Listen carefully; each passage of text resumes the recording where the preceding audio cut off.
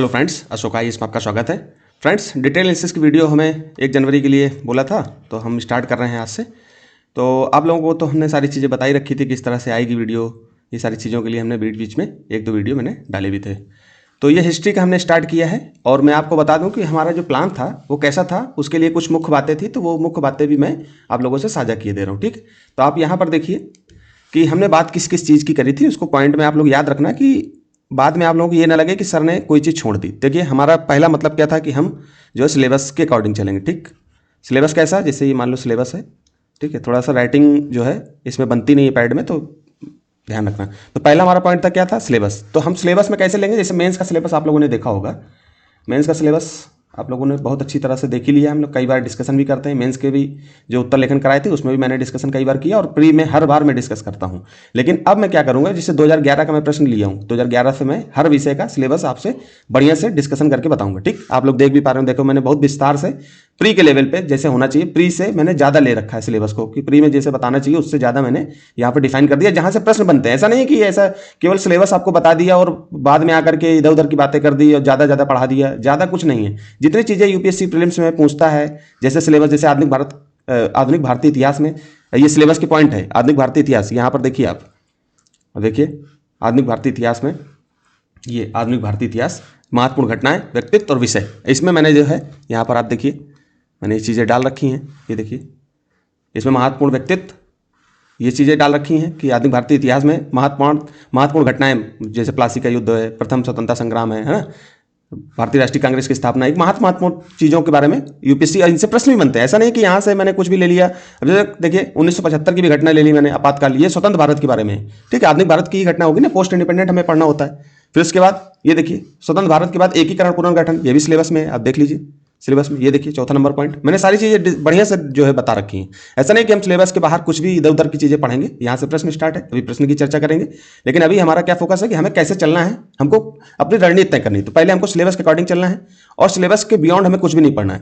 PYQ देखना है, PYQ हम देख ही रहे हैं। ठीक, तो पहला पॉइंट आपका क्या हो गया, सिलेबस देखना है। दूसरा पीवाईक्यू। सिलेबस को किस तरह से देखना है, जैसे मेंस में सिलेबस आप देखें, यहाँ पर मैं बता रहा था कि जैसे मेंस का सिलेबस है, तो मेंस के सिलेबस में क्या करेंगे कि जैसे क्या है कि जीएस फर्स्ट में, जीएस फर्स्ट आप देखोगे, जीएस फर्स्ट में तो क्या है, हिस्ट्री है, ठीक, इंडियन सोसाइटी है और ज्योग्राफी है। अब इसमें प्री में क्या क्या आता है, इंडियन सोसाइटी से तो सवाल बनते नहीं है, 1-2 योजना से अगर जोड़ोगे तो जुड़ जाएगा, लेकिन डायरेक्ट कायदे से हिस्ट्री और ज्योग्राफी से सवाल बनते हैं। तो हम पहले हिस्ट्री को उठाए, तो 2011 का जैसे प्रश्न डिस्कस करने जा रहे हैं, 2011 में हिस्ट्री को मैंने अभी लिया, अभी मैं डिस्कशन भी करूंगा, हिस्ट्री का लिया।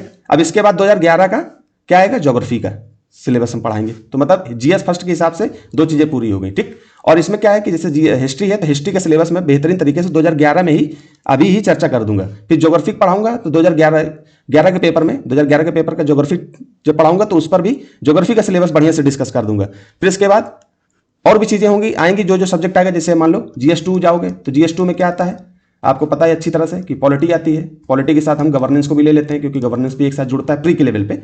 मेंस में तो थोड़ा बहुत, हालांकि एक ही चीज है, ठीक है, लेकिन जोड़ करके हम देख लेते हैं। बाकी यूपीएससी ने हमें अलग अलग करके सिलेबस बताया, आप देखते ही होंगे। 15-16 नंबर पॉइंट आपको जीएस सेकंड में हम मेंस में डिस्कस भी करते थे। ठीक है, आंसर राइटिंग में। तो यहाँ पॉलिटी हो गई, तो पॉलिटी का पेपर देखेंगे, मतलब 2011 का पेपर पॉलिटी का देखेंगे, तो यहाँ पॉलिटी का भी सिलेबस अच्छे से डिस्कस कर देंगे। ठीक, फिर इसके बाद गवर्नेंस का भी कर देंगे। ठीक, 2011 का जो भी प्रश्न आएंगे, तो पॉलिटी गवर्नेंस एक साथ ले लिए, तो दोनों एक साथ हो गए। ठीक है, फिर इसके बाद क्या आता है, सोशल जस्टिस। तो सोशल जस्टिस के जो क्वेश्चन पूछे गए हैं उनको देखेंगे। ठीक है, सोशल जस्टिस के जो पेपर हैं, जो क्वेश्चन पूछे गए उनको देखेंगे। फिर उसके बाद आईआर है, तो आईआर की भी जैसे अंतर्राष्ट्रीय संगठन हो गए और भी जो घटनाएं के विषय में यूपीएससी पूछता है, तो उसको देख लेंगे। तो यहाँ पर GS2 के लेवल पे भी हम ऐसे चलेंगे। तो सोशल जस्टिस हो गया, ठीक, उसके बाद आईआर हो गया, पीएस हो गया। इनके भी सिलेबस हम देखते चले जाएंगे। जो मेंस में सिलेबस दिया उन्हीं को बढ़िया से डिफाइन करेंगे। प्री के लेवल पे जहां जहां होगा वहां प्री के लेवल का डिस्कशन करेंगे। जैसे यहाँ पर दिया हुआ है, तो थोड़ा सा यहाँ पूर्णतः डिफाइन नहीं है, तो हम यहाँ पर देखेंगे। ठीक, तो इस तरह से हमको देखते हुए चलना है।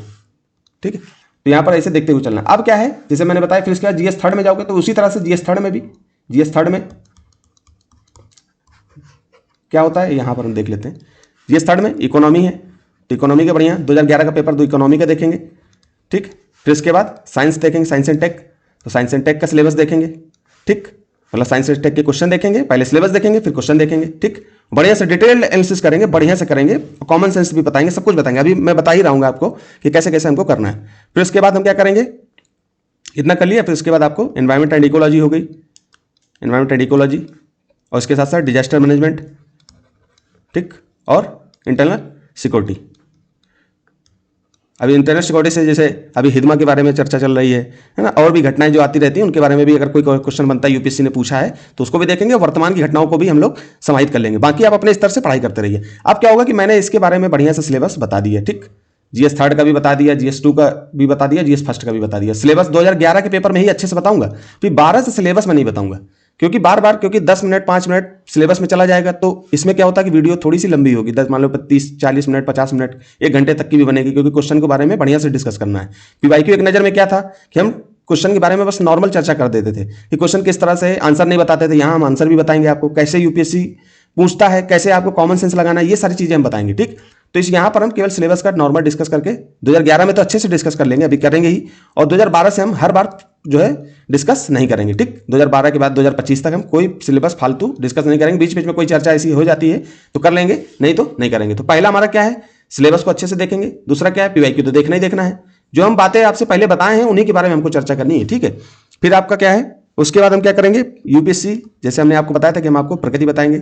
प्रकृति में क्या होगा, तुलनात्मक प्रकृति, कि 2011-12 के जो प्रश्न थे, क्या 2023-24 में भी इस तरह के प्रश्न पूछे गए थे। तो हम 3 साल के पेपर को लेंगे, एनालिसिस करेंगे, मतलब पेपर तो पूरा डिस्कस करेंगे ही करेंगे 2011 से लेकर 2025 तक, लेकिन तुलना कैसे करेंगे 2011 के प्रश्नों का 2023 से, 2024 से और 2025 से, ठीक है। इस तरह से तुलना चलेगी, जिससे क्या होगा कि हम 3 साल के ट्रेंड को पकड़ पाए। मैं तो पहले सोच रहा 2019 से ले लूं, लेकिन ये हुआ कि 6 साल के ट्रेंड को पकड़ना सही नहीं, 3 साल के ट्रेंड को अच्छे से पकड़ ले, बाकी तो हम पीछे से पढ़ते हुए आ ही रहे हैं, छूटेगा कुछ नहीं, ठीक है। फिर इसके बाद जो है हमने आपसे चौथी बात क्या करी थी, थीम, जो कि हम पीवाईक्यू एक नजर में भी करते थे। यहां पर भी हम थीम बताएंगे कि जैसे मान लो बौद्ध जैन से कोई प्रश्न पूछा गया, अब यूपीएससी ने उससे दोबारा रिपीट किया क्या, मान लो हूबहू क्वेश्चन तो रिपीट नहीं करता, लेकिन क्या थीम बौद्ध जैन की रिपीट हुई क्या, या किसी और महात्मा गांधी के बारे में मान लो पढ़ा, तो महात्मा गांधी के बारे में क्या दोबारा यूपीएससी ने प्रश्न पूछा गया, तो उसके बारे में तो हम क्या करेंगे, यहीं पर बौद्ध जैन को अच्छे से पढ़ लेंगे, महात्मा गांधी के बारे में भी अच्छे से पढ़ लेंगे, ठीक है। और फिर अगली बार जैसे मान लो कि अगली बार 2026 में आप पेपर दोगे, तो हो सकता है कि क्वेश्चन रिपीट कर जाए, हो सकता है क्या लगभग रिपीट भी करता है, तो हम थीम को पकड़ेंगे, थीम को ज्यादा अच्छे तरीके से पकड़ेंगे, ठीक है। और प्रकृति मैंने आपको बताई थी कि यूपीएससी जैसे बदल बदल के अपनी प्रकृति चेंज करता रहता है, तो हमको घबराना नहीं है, सिंपल वे में। और कॉमन सेंस टेक्निक भी बताएंगे। चौथा चीज क्या है कि हमको कॉमन सेंस टेक्निक की, मतलब कॉमन सेंस से भी सवाल हो जाते हैं, लेकिन कॉमन सेंस के साथ साथ आपको बेसिक नॉलेज भी चाहिए। बेसिक नॉलेज होगी, कॉमन सेंस भी होगा, तो आप क्वेश्चन को बहुत अच्छी तरह से कर लोगे। प्लस इसके साथ साथ एलिमिनेशन टेक्निक भी लगाएंगे, एलिमिनेशन भी बताएंगे, क्योंकि हमको हर तरीके से क्वेश्चन को किसी ना किसी रूप में तैयार करना है, ठीक है। इतना काम करेंगे। फिर इसके साथ साथ हमने सारी चीजें बताई दी, और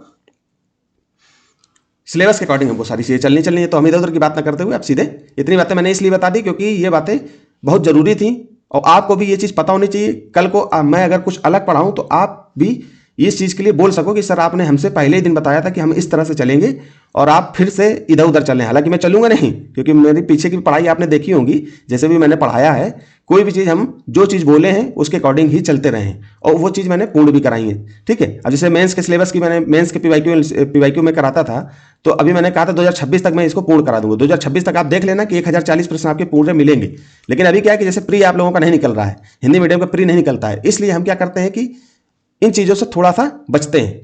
मतलब कि बचने का मतलब कि अभी मेंस की तरफ न थोड़ा सा जाते हुए प्री की तरफ ज्यादा जा रहे हैं, क्योंकि मेंस को पढ़ना है, लेकिन जब प्री नहीं निकलेगा तो मेंस फिर हम प्रदर्शन कैसे कर पाएंगे। तो इसलिए मेंस के सिलेबस को पढ़ना है अच्छे से, लेकिन अभी प्री आ रहा है तो हम प्री की तरफ ज्यादा फोकस हो जाएंगे। मेंस का आप थोड़ा बहुत आधे घंटे निकाल करके आप पढ़ सकते हो। बीच बीच में हम क्वेश्चन अभी भी मेंस के लेकर के आएंगे, थोड़ा सा आप पेशेंस रखिए, क्योंकि डिटेल एनालिसिस के लिए हमें विस्तार से काम करना था, और हम ही 2-3 लोग हैं जो इसमें काम कर रहे हैं। कोई बड़ी टीम हमारे पास नहीं है, ना हम कोई बिजनेस चला रहे हैं कि हम आपको ये चीजें बतावें। खैर छोड़िए, ये सब बातें इधर होंगी तो ज्यादा लंबी बातें हो जाएंगी। हम अभी सिलेबस को चलते हैं, सीधे काम की बात करते हैं। तो यहाँ पर हमने सारी चीजें आपको पहले बता दी कि हम कैसे कैसे चलेंगे। ये चीजें देखिए बार बार लिखी हैं, बार बार मैं दोहरा भी रहा हूँ, आपसे कह भी रहा हूँ, और यही चीजें चलेंगी, यही चीजें बार बार रहेंगी। मैंने इनको नोट करके रखा है कि इनके बाहर हमको जाना नहीं है, ठीक है। तो अच्छे से पढ़ेंगे, विस्तार से पढ़ेंगे और सिलेक्शन लेंगे। तो यहाँ पर क्या है कि भारत का इतिहास और भारतीय राष्ट्रीय आंदोलन, इसका मतलब हम इतिहास के पेपर को देखने जा रहे हैं। तो प्रीलिम्स के स्तर पे सिलेबस डिफाइन नहीं है, तो प्रीलिम्स के स्तर पे सिलेबस डिफाइन नहीं है, तो हम क्या करते हैं कि मेंस की तरफ जाते हैं। मेंस की, अब कुछ लोग ये हमसे कहेंगे कि सर मेंस का क्यों पढ़ें, क्योंकि जब प्रीलिम्स में यूपीएससी प्रीलिम्स में प्रश्न पूछता तो मेंस की चीजों क्यों देखें। तो भाई अभी तक के प्रश्नों को देखते हुए हमें ये आभास हो गया, ये देख करके पीवाईक्यू आप जाकर के देखिए। जब आप पीवाईक्यू जाकर के देखेंगे तो आपको ये एहसास हो जाएगा, ये फील होने लगेगा कि मेंस के तैयारी के बिना हम प्रीलिम्स नहीं निकाल सकते, ठीक है। तो यहाँ देखिए आप, समान अध्ययन प्रश्न पत्र फर्स्ट, इसमें भारतीय विरासत और संस्कृति। विश्व इतिहास, तो विश्व इतिहास से सवाल पूछता नहीं है, ठीक है, प्रीलिम्स में। भूगोल अभी आपको पढ़ना नहीं है। समाज अभी आपको पढ़ना नहीं है, ठीक, मतलब प्रीलिम्स के स्तर पे पढ़ना है लेकिन बाद में पढ़ना है। समाज हमको देखना नहीं है, अभी मेंस के स्तर पे देखना है। तो हम प्रीलिम्स में अभी इतिहास का पेपर देखने जा रहे हैं, तो केवल इतिहास की चर्चा हम करेंगे। अब ये 4 पॉइंट है, 4 पॉइंटों को मैंने एलिमिनेट करके बहुत बढ़िया तरीके से एलिबरेट करके, एलिमिनेट नहीं एलिबरेट करके बढ़िया से मैंने लिख रखा है। देखिए आप, भारतीय संस्कृति, कला, साहित्य और वास्तुकला, ठीक है। इसमें कला है, कला में कौन कौन सी? प्राचीन काल की कला, मध्यकालीन की कला, आधुनिक भारत की कला। आप यहाँ पर देख लीजिए, भारतीय संस्कृति प्राचीन काल से आधुनिक काल तक के कला के रूप। तो आधुनिक काल तक के कला के रूप मतलब प्राचीन के बाद मध्यकालीन आएगा, मध्यकालीन के बाद आधुनिक आएगा, ठीक।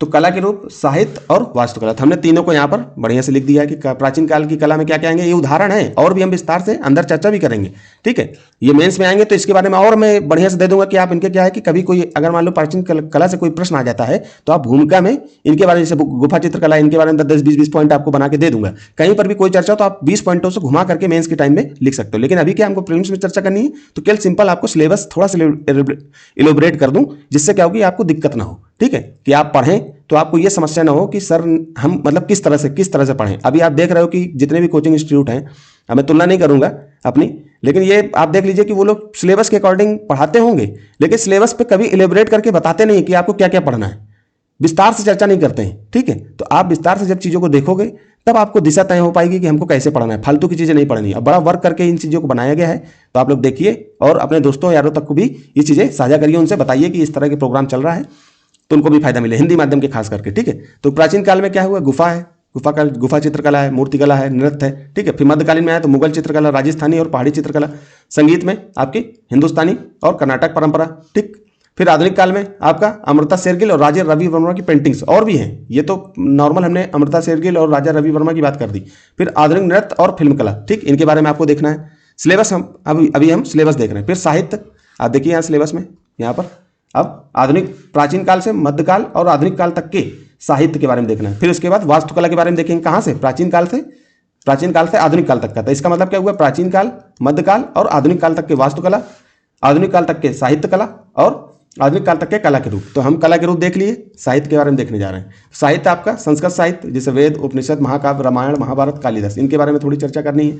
भक्ति और सूफी साहित्य, कबीर, तुलसीदास, सूरदास, मीरा, रहीम, इनके बारे में यूपीएससी बार बार प्रश्न पूछता है। आप बताइए, मेंस में यहाँ पर दिया हुआ है और प्रीलिम्स में सवाल पूछता नहीं, कबीर के बारे में पूछ रहा है, तुलसीदास के बारे में पूछ रहा है, सूरदास, मीरा, रहीम, इनके बारे में यूपीएससी कुछ ना कुछ ऐसे कथन रख देता है। और ये सामान्य कथन है, क्या होता है कि इनके बारे में आपको जानना चाहिए, एक नॉर्मल व्यक्ति की तरह इन चीज़ों के बारे में, इन लोगों के बारे में आपको अच्छी तरह से, महत्वपूर्ण व्यक्तित्व है, इनके बारे में आपको पता होना चाहिए। फिर हमारे साहित्य का भाग भी है, ठीक। फिर मध्यकालीन फारसी और उर्दू साहित्य में अमीर खुसरो गालिब, अमीर खुसरो के बारे में भी यूपीएससी प्रश्न बना चुका है। फिर आधुनिक साहित्य, जिसमें हिंदी प्रेमचंद, महादेवी वर्मा, निराला, बंगाली रविन्द्रनाथ टैगोर और फैज अहमद फैज, ठीक है। इनके बारे में भी थोड़ा थोड़ा जानकारी ले लें, बहुत ज़्यादा डीप में जाने की जरूरत नहीं है। रविन्द्रनाथ टैगोर के बारे में प्रश्न बन सकता है, ठीक है, और बनते भी हैं। बाकी ये जैसे प्रेमचंद है, इनके बारे में तो अभी नहीं, महादेवी वर्मा के बारे में बन चुका है शायद प्रश्न, इसके बारे में आप देख लेना एक बार, ठीक है। मुझे ऐसा लग रहा है कि इनके बारे में प्रश्न बना हुआ है, ठीक है। बाकी इनसे यूपीएससी पूछ लेता है, ये महत्वपूर्ण व्यक्तित्व है थोड़ा सा आधुनिक भारत में, इसलिए थोड़ा सा ध्यान रखना है। बाकी और डीप में नहीं जाना है। प्रेमचंद के बारे में स्पेशल आपको नहीं पढ़ना है, हिंदी साहित्य थोड़ी पढ़ रहे हो आप, साहित्य है तो थोड़ा सा ध्यान रखना है, ठीक।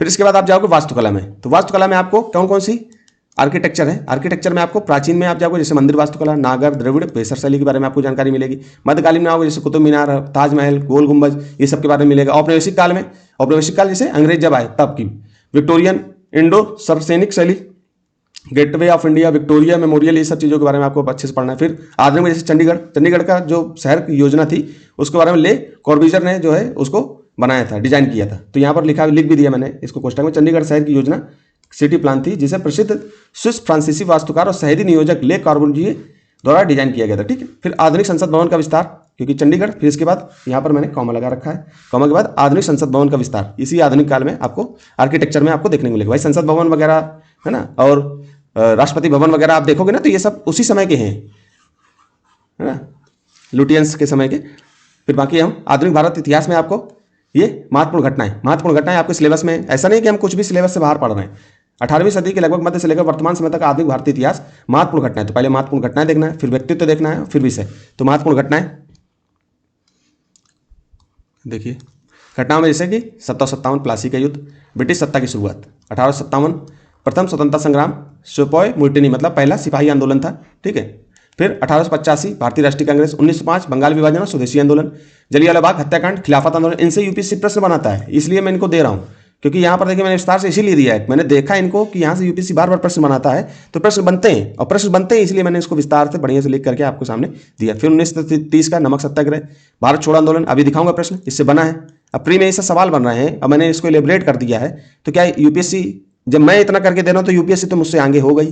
तो अगर वो दे रहा है तो 100 क्वेश्चन दे रहा है तो हम 50-60 क्वेश्चन तो किसी न किसी तरीके से अपने हाथ में ले ही लेंगे, है ना। फिर 1942 भारत छोड़ो आंदोलन, 1943 स्वतंत्रता और विभाजन, 1950 संविधान लागू हुआ, फिर 1975 और 77 का आपातकाल के बारे में, तो ये स्वतंत्र भारत के बाद की घटना के बारे में चर्चा की। फिर 1991 का बड़ी घटना थी आर्थिक उदारीकरण, ठीक है। फिर 21वीं सदी सूचना प्रौद्योगिकी, डिजिटल इंडिया और सामाजिक आंदोलन, ये थोड़ा सा मैंने विस्तार से यहाँ से और दे दिया ये आपको कि यहाँ से भी प्रश्न बनते हैं, इसलिए इनको भी आपको छोड़ना नहीं, क्योंकि स्वतंत्र भारत की बात कर रहा है, आधुनिक भारत है तो आधुनिक भारत में ये चीजें आई जाएंगी। फिर उसके बाद स्वतंत्रता संग्राम के चरण और योगदान, तो पहले चरण कौन कौन से, प्रारंभिक चरण कैसा था 1857 से 85 तक का विद्रोह स्थानीय आंदोलन, मध्यम चरण 85 से 1919 कांग्रेस नरम नीति और स्वदेशी आंदोलन, और इनके बारे में विस्तार से मेंस के टाइम में चर्चा करेंगे। अभी तो केवल आपको बताना है कि इनके बाहर आपको नहीं पढ़ना है, ठीक है। बाकी पीवाईक्यू देखेंगे, वहां पर भी विस्तार देखेंगे, बाकी आपको सिलेबस अच्छे से देखना है। जो भी आप बुक्स पढ़ रहे हो मैंने जो बताई थी, अगर वो बुक देख रहे हो तो उन बुक को जरूर पढ़ते रहो। बाकी यहाँ पर तो हम चर्चा करेंगे, यहाँ तो आपको रिवीजन होगा ही होगा, जो आप बुक्स में पढ़ रहे होगे उन सब चीजों का यहाँ पर रिवीजन अच्छे से हो गई।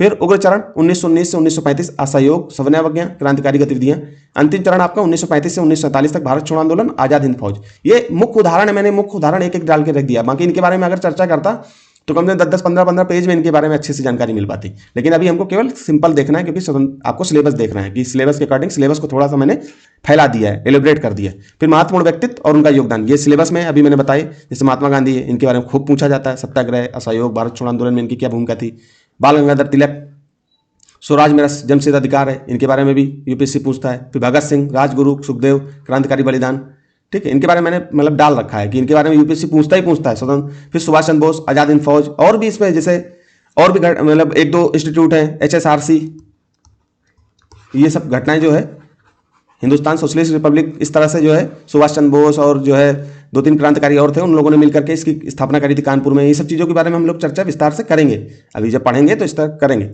फिर जवाहरलाल नेहरू, आधुनिक भारत की दृष्टि, ठीक है। फिर सरदार पटेल, संगठन और एकीकरण, आपको पता है एकीकरण में सरदार पटेल जी की कितनी भूमिका थी। फिर लोकमान्य तिलक, गोखले, लाजपत राय, बिपिन चंद्रपाल, राष्ट्रीय आंदोलन, ठीक है, मतलब राष्ट्रीय आंदोलन में इनका क्या योगदान था। तो ये इन सब के बारे में बहुत अच्छे से पढ़ेंगे, क्योंकि यहीं से प्रश्न बनते हैं बार बार, ठीक है। तो ये चीजें आपकी क्या हो गई, ये सिलेबस हो गया। अब आपके प्रश्न आ गए, अब यहां तक सिलेबस के बारे में हमने पढ़ लिया। अब शुरू में हमने क्या बात करी थी कि आपको सिलेबस देखना है, पेन चेंज कर लेता हूं मैं, सिलेबस देखना, तो आपने सिलेबस देखिए, पीवाईक्यू हम देखेंगे ही देखेंगे।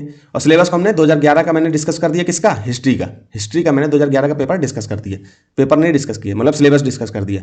अब सिलेबस में 2012 में जब हिस्ट्री देखने जाऊंगा तब मैं इसका डिस्कस नहीं करूंगा, डिस्कशन, क्योंकि उस पर समय जाएगा। अब 10-20 मिनट मैंने आपको लगभग बता दिया, कितना मिनट बता दिया मैंने, लगभग 20 मिनट इसकी चर्चा हो गया। 20 मिनट हर बार अगर दूंगा तो आपका समय क्या होगा, खराब होगा। तो आपको जब भी देखना हो आप पीछे की वीडियो उठा करके देख लीजिए, ठीक। अब हम चलेंगे कैसे, आपको मैंने पहले बताया था कि हम GS 1, 2, 3 की तरह चलेंगे। GS 1 में जो चीजें हैं, जो जो हमारे प्री में रहेगा हम उनको देखते हुए चलेंगे, ठीक। फिर इसके बाद प्रकृति बताएंगे, थीम बताएंगे, common sense, basic knowledge, elimination चीजें आपको गाइड करेंगे कि इस तरह से आप करिए तो आपकी चीजें आपके हाथ में हो जाएंगी, ठीक। अब हम चलते हैं सीधे प्रश्न पे।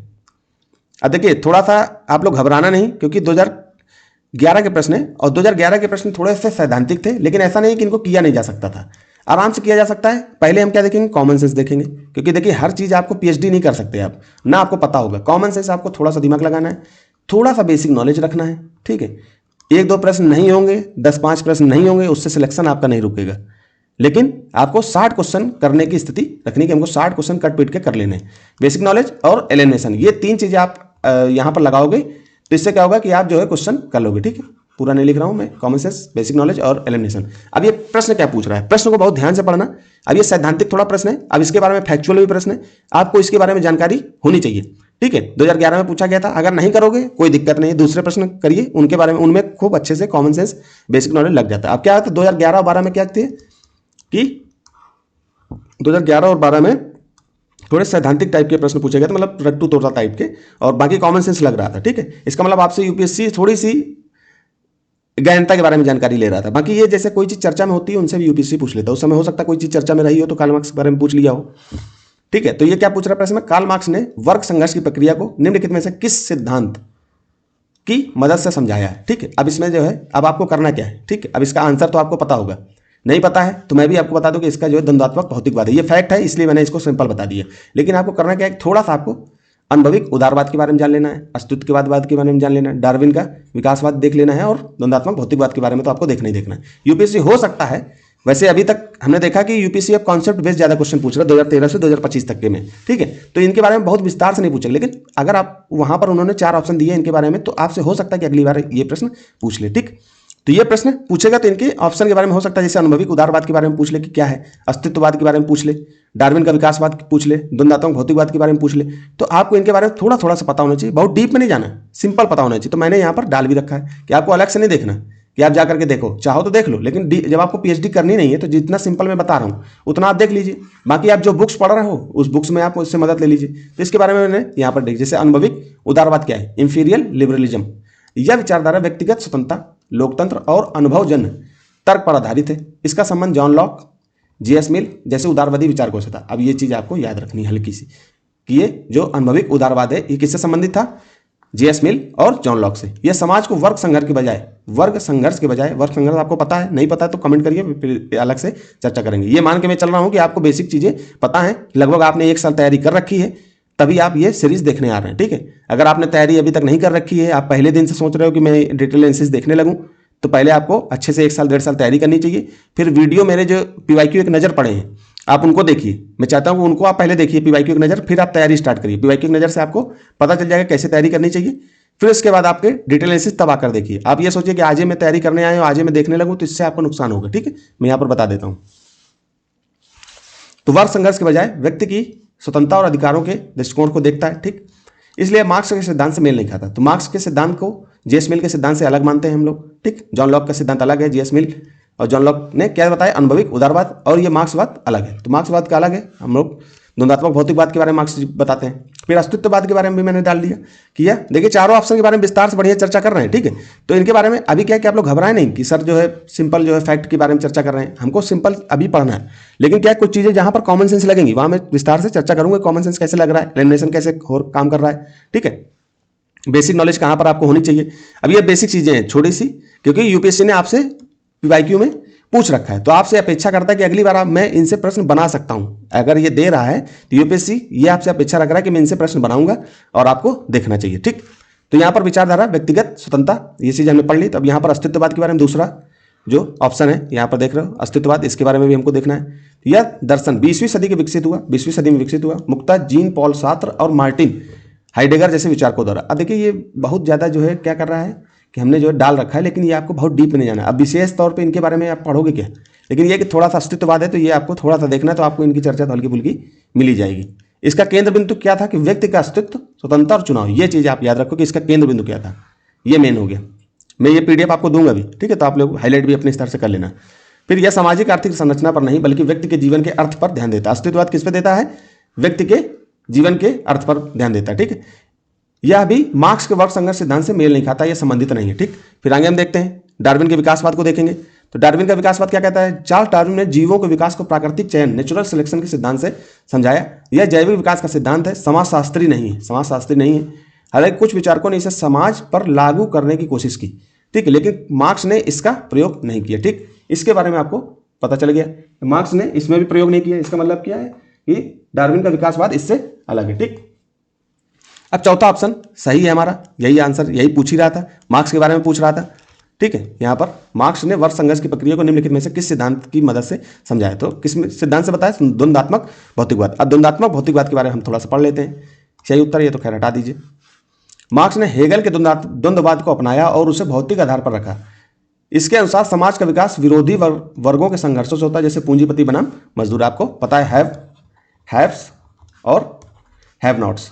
ठीक, अब इसके बारे में विस्तार से चर्चा नहीं करेंगे, जो मतलब की चीजें उन्हीं को पढ़ेंगे, फालतू की चीजें हम लोग यहाँ पर नहीं पढ़ेंगे। ठीक, फिर वर्ग संघर्ष के इतिहास की गति और परिवर्तन का मूल कारण है। ठीक, वर्ग संघर्ष ही, जो वर्ग संघर्ष होता है किनके किनके बीच में, हैव्स जो पूंजीपति वर्ग हैं और हैव नॉट्स जो मजदूर वर्ग हैं, उनके बीच में क्या होता है, वर्ग संघर्ष होता है। वही इतिहास की गति और परिवर्तन को मूल कारण बताता है, ये मूल कारण है। ठीक, फिर सही उत्तर आपको पता है द्वंद्वात्मक भौतिकवाद, जबकि बाकी विकल्प ये चीज़ें खैर दार्शनिक परंपराओं से जुड़ा है, लेकिन वर्ग संघर्ष की व्याख्या नहीं करते हैं, वो तो खैर अलग हो गया, हमने डाल दिया यहाँ पे। अब ये चीज़ आपको समझ में मेरे हिसाब से आ गई होगी। थोड़ा सा क्वेश्चन जटिल था, जटिल का मतलब फैक्चुअल था, और इसके बारे में उस समय क्योंकि यूपीएससी 2011 में थोड़ा पैटर्न प्री का चेंज किया था, तो ऐसे प्रश्न पुराने डाल देता, लेकिन 2013 के बाद से आपको ऐसे प्रश्न बहुत कम मिलेंगे, मतलब मिलेंगे ही नहीं। ठीक, फिर हाँ, अब आप देखिए ये 53 नंबर क्वेश्चन। ठीक है, अब आप 53 नंबर क्वेश्चन को देखिए, तो जब आप 53 नंबर क्वेश्चन देखोगे तो आपको ये समझ में आ जाएगा कि यूपीएससी क्या कर रहा है, रिपीट भी करता है। अब देखिए मैं आपको 2024 का प्रश्न दिखाता हूँ। इसमें क्या किया यूपीएससी ने कि रिपीट कर दिया। यही प्रश्न देखिए यहाँ 2011 में पूछ रहा है लॉर्ड कॉर्नवालिस के बारे में, और दो यहीं पर प्रश्न जो है 2024 में यही प्रश्न घुमा करके फिर पूछ रहा है। अब बताइए कि ये प्रश्न रिपीट कर रहा है, तो आपको इसकी बारे में तैयारी करनी चाहिए कि नहीं करनी चाहिए। अब यूपीएससी क्या दोबारा रिपीट नहीं कर सकता, बिल्कुल रिपीट करेगा, तो आपको इसके बारे में अच्छे से पता होना चाहिए। तो हम क्या करेंगे, इसके बारे में अच्छे से यहाँ पर पढ़ लेंगे कि ये क्या सही है। अब इसमें क्या पूछ रहा है, प्रश्न क्या पूछ रहा है, प्रश्न को अच्छे से देखो। 1793 में लॉर्ड कॉर्नवालिस की भू व्यवस्था प्रणाली लागू होने के बाद कानूनी विवादों की प्रवृत्ति में बढ़ोतरी देखी गई। अब निम्नलिखित प्रावधानों में से किस एक को समानता इसके कारक के रूप में जोड़कर देखा जाता है। अब इसके कारक के रूप में किसको देखा जा सकता है, रैयत की तुलना में जमींदार की स्थिति को अधिक सशक्त बनाना। अब ये क्या सही है क्या, ईस्ट इंडिया कंपनी को जमींदारों की अधिपति बनाना, क्या सही है क्या, न्यायिक पद्धति को अधिक कार्यकुशल बनाना, क्या सही है क्या। कायदे से देखोगे, अच्छे से पढ़ोगे, लॉर्ड कॉर्नवालिस इनकी भू स्थानिक व्यवस्था के बारे में अच्छे से पढ़ोगे, तो ये तीनों कथन आपको सही निकलेंगे, अर्थात डी आपका सही उत्तर होगा इसके बारे में। ठीक है, अब आप कह दोगे सर आप जो है ऐसे डायरेक्ट कैसे बता रहे हो, डायरेक्ट क्या बता रहे हो कि इसके बारे में आप पढ़े होगे तो आराम से ये क्वेश्चन आपके हाथ में हो जाएगा। ठीक है, लेकिन आपको पढ़ना कैसे है, मैंने यहाँ पर इसके बारे में अच्छे से डाल रखा है कि ये क्या है। अब मैं इसको पढ़ता हूँ, आप अच्छे से देख लेना। ठीक है, अब इसमें कॉमन सेंस नहीं लगेगा, आप सोचोगे बेसिक नॉलेज से प्रश्न हल होंगे, तो इसके बारे में मैं विस्तार से यहाँ पर चर्चा कर रहा हूँ। जब आपको नॉलेज होगा तब हम फिर इसको प्रश्न आके करेंगे। क्या करेंगे, 1793 में लॉर्ड कॉर्नवालिस द्वारा लागू की गई स्थायी बंदोबस्त। लॉर्ड कॉर्नवालिस ने क्या किया, स्थायी बंदोबस्त लागू की, परमानेंट सेटलमेंट कानून। भारतीय इतिहास का एक महत्वपूर्ण घटना थी। स्थायी बंदोबस्त क्या था, कॉर्नवालिस में बंगाल, बिहार, उड़ीसा और बनारस। अब क्या है, दोबारा यूपीएससी जब प्रश्न बनाएगा तो इनके बारे में फिर से पूछ सकता है। किनके बारे में, इनके बारे में कि ये कहाँ कहाँ स्थायी बंदोबस्त लागू था। ठीक, दोबारा के लिए ही ये मटेरियल हम बना रहे हैं कि दोबारा यूपीएससी जब प्रश्न बनाएगा तो आपको ये बेसिक चीजें पता होनी चाहिए। मैं भू राजस्व वसूलने के लिए जमींदारों को भूमि का स्थायी मालिक बना दिया, सरकार का हिस्सा हमेशा के लिए तय कर दिया गया। ठीक, हमेशा के लिए यहाँ पर क्या हो गया, स्थायी बंदोबस्त में सरकार का हिस्सा हमेशा हमेशा के लिए तय हो गया जमींदारी व्यवस्था में। ठीक है, फिर इसके बाद कानूनी विवादों की बढ़ोतरी में असली कारण। अब यही तो प्रश्न पूछ रहा है कि कानूनी विवाद बढ़ने के क्या कारण थे। अब इनमें से ये तीन कारण नहीं थे, लेकिन और कौन से कारण थे, तो इनमें यह जब व्यवस्था लागू हुई तो मुकदमों की बाढ़ आ गई, मतलब मुकदमे की संख्या बढ़ने की। इसके पीछे मुख्य कारण क्या थे, कोर्ट फीस का खत्म होना, कॉर्नवालिस ने अदालती शुल्क को समाप्त कर दिया, जिससे आम लोग भी छोटी छोटी बातों पर अदालत पहुंचने लगे। ठीक, वकीलों की भूमिका, नई न्यायिक प्रणाली में वकीलों की जरूरत बढ़ गई, जिससे प्रक्रिया जटिल और लंबी हो गई। ठीक, वकीलों की भूमिका। फिर इसके बाद अधिकारों की अनिश्चितता, जमींदारों को मालिकाना हक तो मिल गया, लेकिन किसानों रैयतों के पारंपरिक अधिकारों को स्पष्ट रूप से परिभाषित नहीं किया गया, इसीलिए तो विवाद बढ़ रहा था। ये चीज तो हो ही रही थी। ठीक, फिर कॉर्नवालिस कोड, शक्तियों का पृथक्करण, आपको पता है सेपरेशन ऑफ पावर के कारण अब कलेक्टर के पास न्यायिक शक्तियां नहीं रही, दीवानी मामलों के लिए अलग दीवानी अदालत बनाई गई। इससे न्याय तो बेहतर हुआ, लेकिन मामलों की संख्या बहुत बढ़ गई। न्याय तो बेहतर हो गया, वही चीज तो बोल रहा, न्याय तो बेहतर हो गया, लेकिन इनकी संख्या बढ़ गई। अब आपको क्या करना है, आपको कुछ भी इसमें से नोट नहीं करना है, हम पीडीएफ आपको देंगे, आप पीडीएफ में इनको विस्तार से अपने स्तर से पढ़ लेना। ठीक, फिर विकल्पों का विश्लेषण कैसे करेंगे कि वे सही क्यों नहीं है। अब कौन कौन से जो पहले दूसरा तीसरा सही नहीं है उसके बारे में हम लोग अच्छे से पढ़ते हैं। जमींदारों को सशक्त बनाना, हालांकि जमींदार मालिक बने, लेकिन उन पर सूर्यास्त कानून लागू था। अगर ये तय समय पर लगान नहीं देते तो उनकी जमींदारी छीन ली जाती। सूर्यास्त कानून के बारे में बता रहा है, अतः वो पूरी तरह सुरक्षित और सशक्त नहीं थे। ठीक, तो इस तरह से आपका पहला ऑप्शन गलत हो जाएगा। रैयत को जमींदार की स्थिति अधिक सशक्त तो हुई, लेकिन सूर्यास्त कानून वगैरह था, तो पहला हमारा गलत हो गया। ठीक, फिर आगे हम देखते हैं कंपनी को अधिपति बनाना। कंपनी पहले ही अधिपति थी, यह कोई नया कारक नहीं था जिसने अचानक मुकदमों की संख्या बढ़ा दी। तो मुकदमों की संख्या पूछ रहा है। ठीक है, मुकदमों की संख्या पूछ रहा है कि मुकदमों कानूनों विवादों की प्रवृत्ति में बढ़ोतरी क्यों देखी गई, मतलब मुकदमों की संख्या में क्यों बढ़ोतरी हो गई। तो ईस्ट इंडिया कंपनी के जमींदारों का अधिपति, वो तो पहले से अधिपति थी, इसीलिए तो मैं वहां पर नहीं बता रहा था, मैं रुका था, तो इसलिए ये भी गलत हो गया, ये भी गलत हो गया। अब तीसरा क्या, न्यायिक पद्धति को अधिक कार्यकुशल बनाना। अब इसके बारे में भी हम लोग देखते हैं। न्यायिक पद्धति को कार्यकुशल बनाना, कार्यकुशलता बढ़ाने की कोशिश तो की गई, लेकिन उस समय की जटिलताओं, संसाधनों की कमी के कारण परिणाम इसके विपरीत अदालतों पर बोझ निकला। ठीक, इसलिए यह भी ऑप्शन आपको गलत लगेगा। इस आधार पे हमारा डी ऑप्शन बिल्कुल सही है। ठीक, आपको अच्छे से पता होगा ये चीज। तो अब आपको क्या करना है, लॉर्ड कॉर्नवालिस के बारे में अच्छे से पढ़ना है। यहाँ पर हमने विस्तार से दे दिया। अब देखिए सूर्यास्त कानून के बारे में हमने दे दिया है। तो आप क्या करोगे कि ये पीडीएफ में आपको दूंगा, आप इसको जो है अच्छे से देखना। अब मैंने एक एक चीज़ के विषय में विस्तार से क्या इसमें चर्चा करनी है, आपको मैंने सारी चीज़ें सब कुछ डाल के दे दी है। तो आपको कुछ भी नहीं पढ़ना, सिर्फ इसी को रिपीट करना है। इसी से संबंधित प्रश्न बनेंगे तो आपके क्वेश्चन हाथ में होंगे। हमने विस्तार से बढ़िया से चर्चा करके इसमें बारे में बताया हुआ है। ठीक, अब आगे चलते हैं। अब इसका जमींदारों पर क्या असर पड़ा, कौन से, सूर्यास्त कानून का, ऊपर दिया हुआ है ना यहाँ पर, यह नियम क्यों लागू हुआ। ठीक, यहाँ पर इसका जमींदारों पर क्या असर पड़ा। शुरुआत में यह नियम जमींदारों के लिए काल साबित हुआ। बड़ी संख्या में नीलामी 1793 के बाद कुछ ही सालों में बंगाल की लगभग 75% जमींदारियां बिक गईं। पुराने खानदानी जमींदार सड़क पर आ गए। अनुपस्थित जमींदार, पुराने एब्सेंटी लैंडलॉर्ड, पुराने जमींदारों की जगह शहर के अमीर व्यापारियों साहूकारों ने जमीनें खरीद ली। ये नए जमींदार गांवों में नहीं रहते थे, उन्हें बस पैसे से मतलब था। ठीक, फिर किसानों पर अत्याचार, ये चीज़ें आप जो है विस्तार से इनके बारे में पढ़ना। और मैंने जो है अब देखिए इनके बारे में भी दे दिया, कुछ भी छोड़ा नहीं है। आप ये सोचो कि इनके बारे में आप अच्छे से पढ़ लोगे तो कहाँ से क्वेश्चन आपका गलत हो जाएगा। बाकी तो आप अपने स्तर से बुक में पढ़ ही रहे हो, यहाँ तो आपका रिवीजन हो रहा है ना, ये एक तरीके से रिवीजन नोट्स है पीवाईक्यू आधारित। आप इसके बारे में अच्छे से पढ़ लोगे, देख लोगे तो आपका क्वेश्चन आराम से हो जाएगा। तो हम इसके बारे में अच्छे से देखेंगे। तो यहाँ पर स्थायी बंदोबस्त के बारे में देख लो कि क्या था। तो स्थायी बंदोबस्त, यह प्रणाली लॉर्ड कॉर्नवालिस द्वारा 1793 में शुरू की गई थी। तो ये अगर आपसे पूछे कि स्थायी बंदोबस्त किसने स्टार्ट किया, ये पीसीएस वगैरह में डायरेक्ट पूछ लिया जाता है। कहाँ कहाँ थी, मैंने पीछे भी बताया था। तो बंगाल, बिहार, उड़ीसा और बनारस वाला क्षेत्र था, वहाँ पर स्थायी बंदोबस्त थी, ये तो आपको पता होगा। फिर रैयतवाड़ी कहाँ थी, तो ये मद्रास, मुंबई, असम में थी। महलवाड़ी कहाँ थी, उत्तर प्रदेश, मध्य प्रदेश और पंजाब में थी। तो इनके बारे में आपको पता होना चाहिए। किसने किसने आरंभ किया, तो स्थायी बंदोबस्त किसने स्टार्ट किया था, लॉर्ड कॉर्नवालिस ने। इस प्रणाली में जमींदारों को भूमि का स्थायी मालिक बना दिया गया, स्थायी। ठीक है, यही यूपीएससी खेल करेगा, अस्थायी कर देगा और आप लोग यहीं पर फेल हो जाओगे। तो हमेशा आपको याद रखने की स्थायी मालिक बना दिया गया और उन्हें एक निश्चित राजस्व सरकार को देना होता था। ठीक, एक निश्चित राजस्व सरकार को देना होता था। तो ये भी सही हो गया, मतलब आपको ये पता होना चाहिए कि निश्चित राजस्व आपको देना। इसी में सूर्यास्त कानून आया कि एक निश्चित राजस्व और निश्चित समय पर, या उसके बाद आकर दिए तो आपकी जमींदारी हड़प ली जाएगी। फिर रैयतवाड़ी, इसकी शुरुआत थॉमस मुनरो ने 1820 ईस्वी में की थी। इसे मुख्य रूप से मद्रास, बंबई और असम के कुछ हिस्सों में लागू किया गया था। इस प्रणाली के तहत सरकार का सीधा संबंध किसानों, रैयतों से था और उन्हें ही भू राजस्व का भुगतान करना पड़ता था। अब ये आपको अच्छे से पता होगा। यहाँ पर पेन को थोड़ा सा मैं पतला कर लेता हूँ क्योंकि यहाँ पर आपको दिखना चाहिए। इस प्रणाली के तहत सरकार का सीधा संबंध किससे था, रैयत से था। रैयत मतलब किसान से था, यही तो है। तो रैयतवाड़ी में साफ साफ दिख रहा, रैयत का मतलब क्या हुआ, किसानों से था। तो यहाँ डायरेक्ट जो है सरकार का मतलब किसान से था, किसान से ही कर वसूला करती थी। यहाँ पर स्थायी में क्या था कि रैयत से कोई मतलब नहीं था। यहाँ पर किससे मतलब था, किसान, जमींदार से। जहाँ पर स्थायी बंदोबस्त में किससे था, जमींदार से। फिर महलवाड़ी में क्या था, इसकी शुरुआत पहले किसने की, हॉल्ट मैकेंजी। और रैयतवाड़ी किसने की, थॉमस मुनरो। स्थायी बंदोबस्त की किसने की, लॉर्ड कॉर्नवालिस। ये अच्छे से पता होना चाहिए।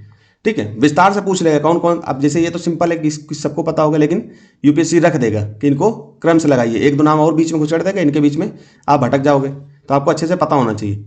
फिर ने 1822 ईस्वी में की। अब सन आपको इतना याद करने की जरूरत नहीं, बस आपको 3-4 बार इनको देख लेना अच्छे से। और बाद में विलियम बेंटिक, इसमें दो थे, हॉल्ट मैकेंजी और बाद में विलियम बेंटिक ने इसमें सुधार किए।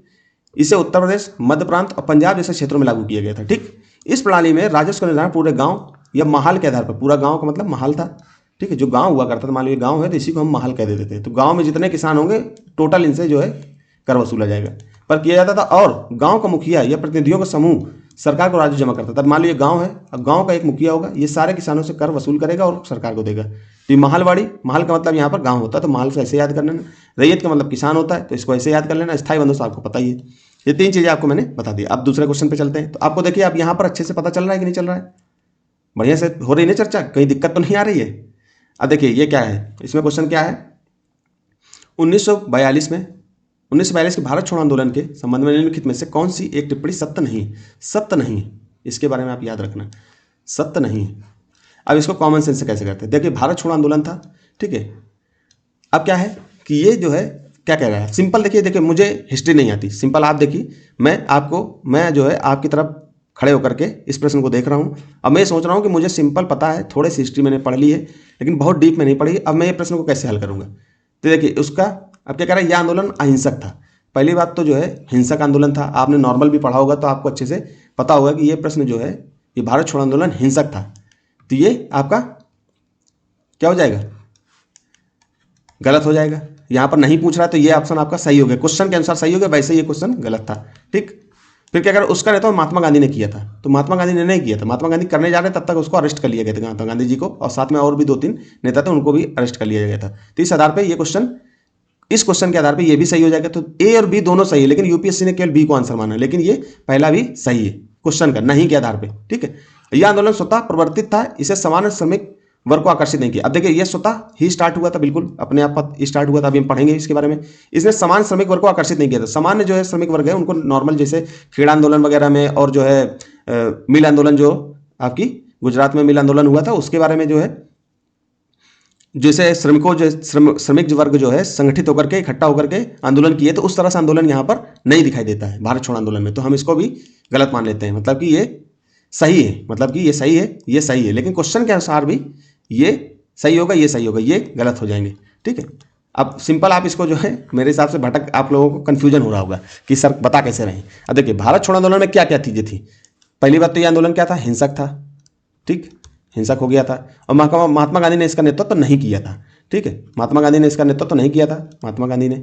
ठीक, और यह आंदोलन स्वतः प्रवर्तित था, ये स्वतः प्रवर्तित था, ये भी सही है।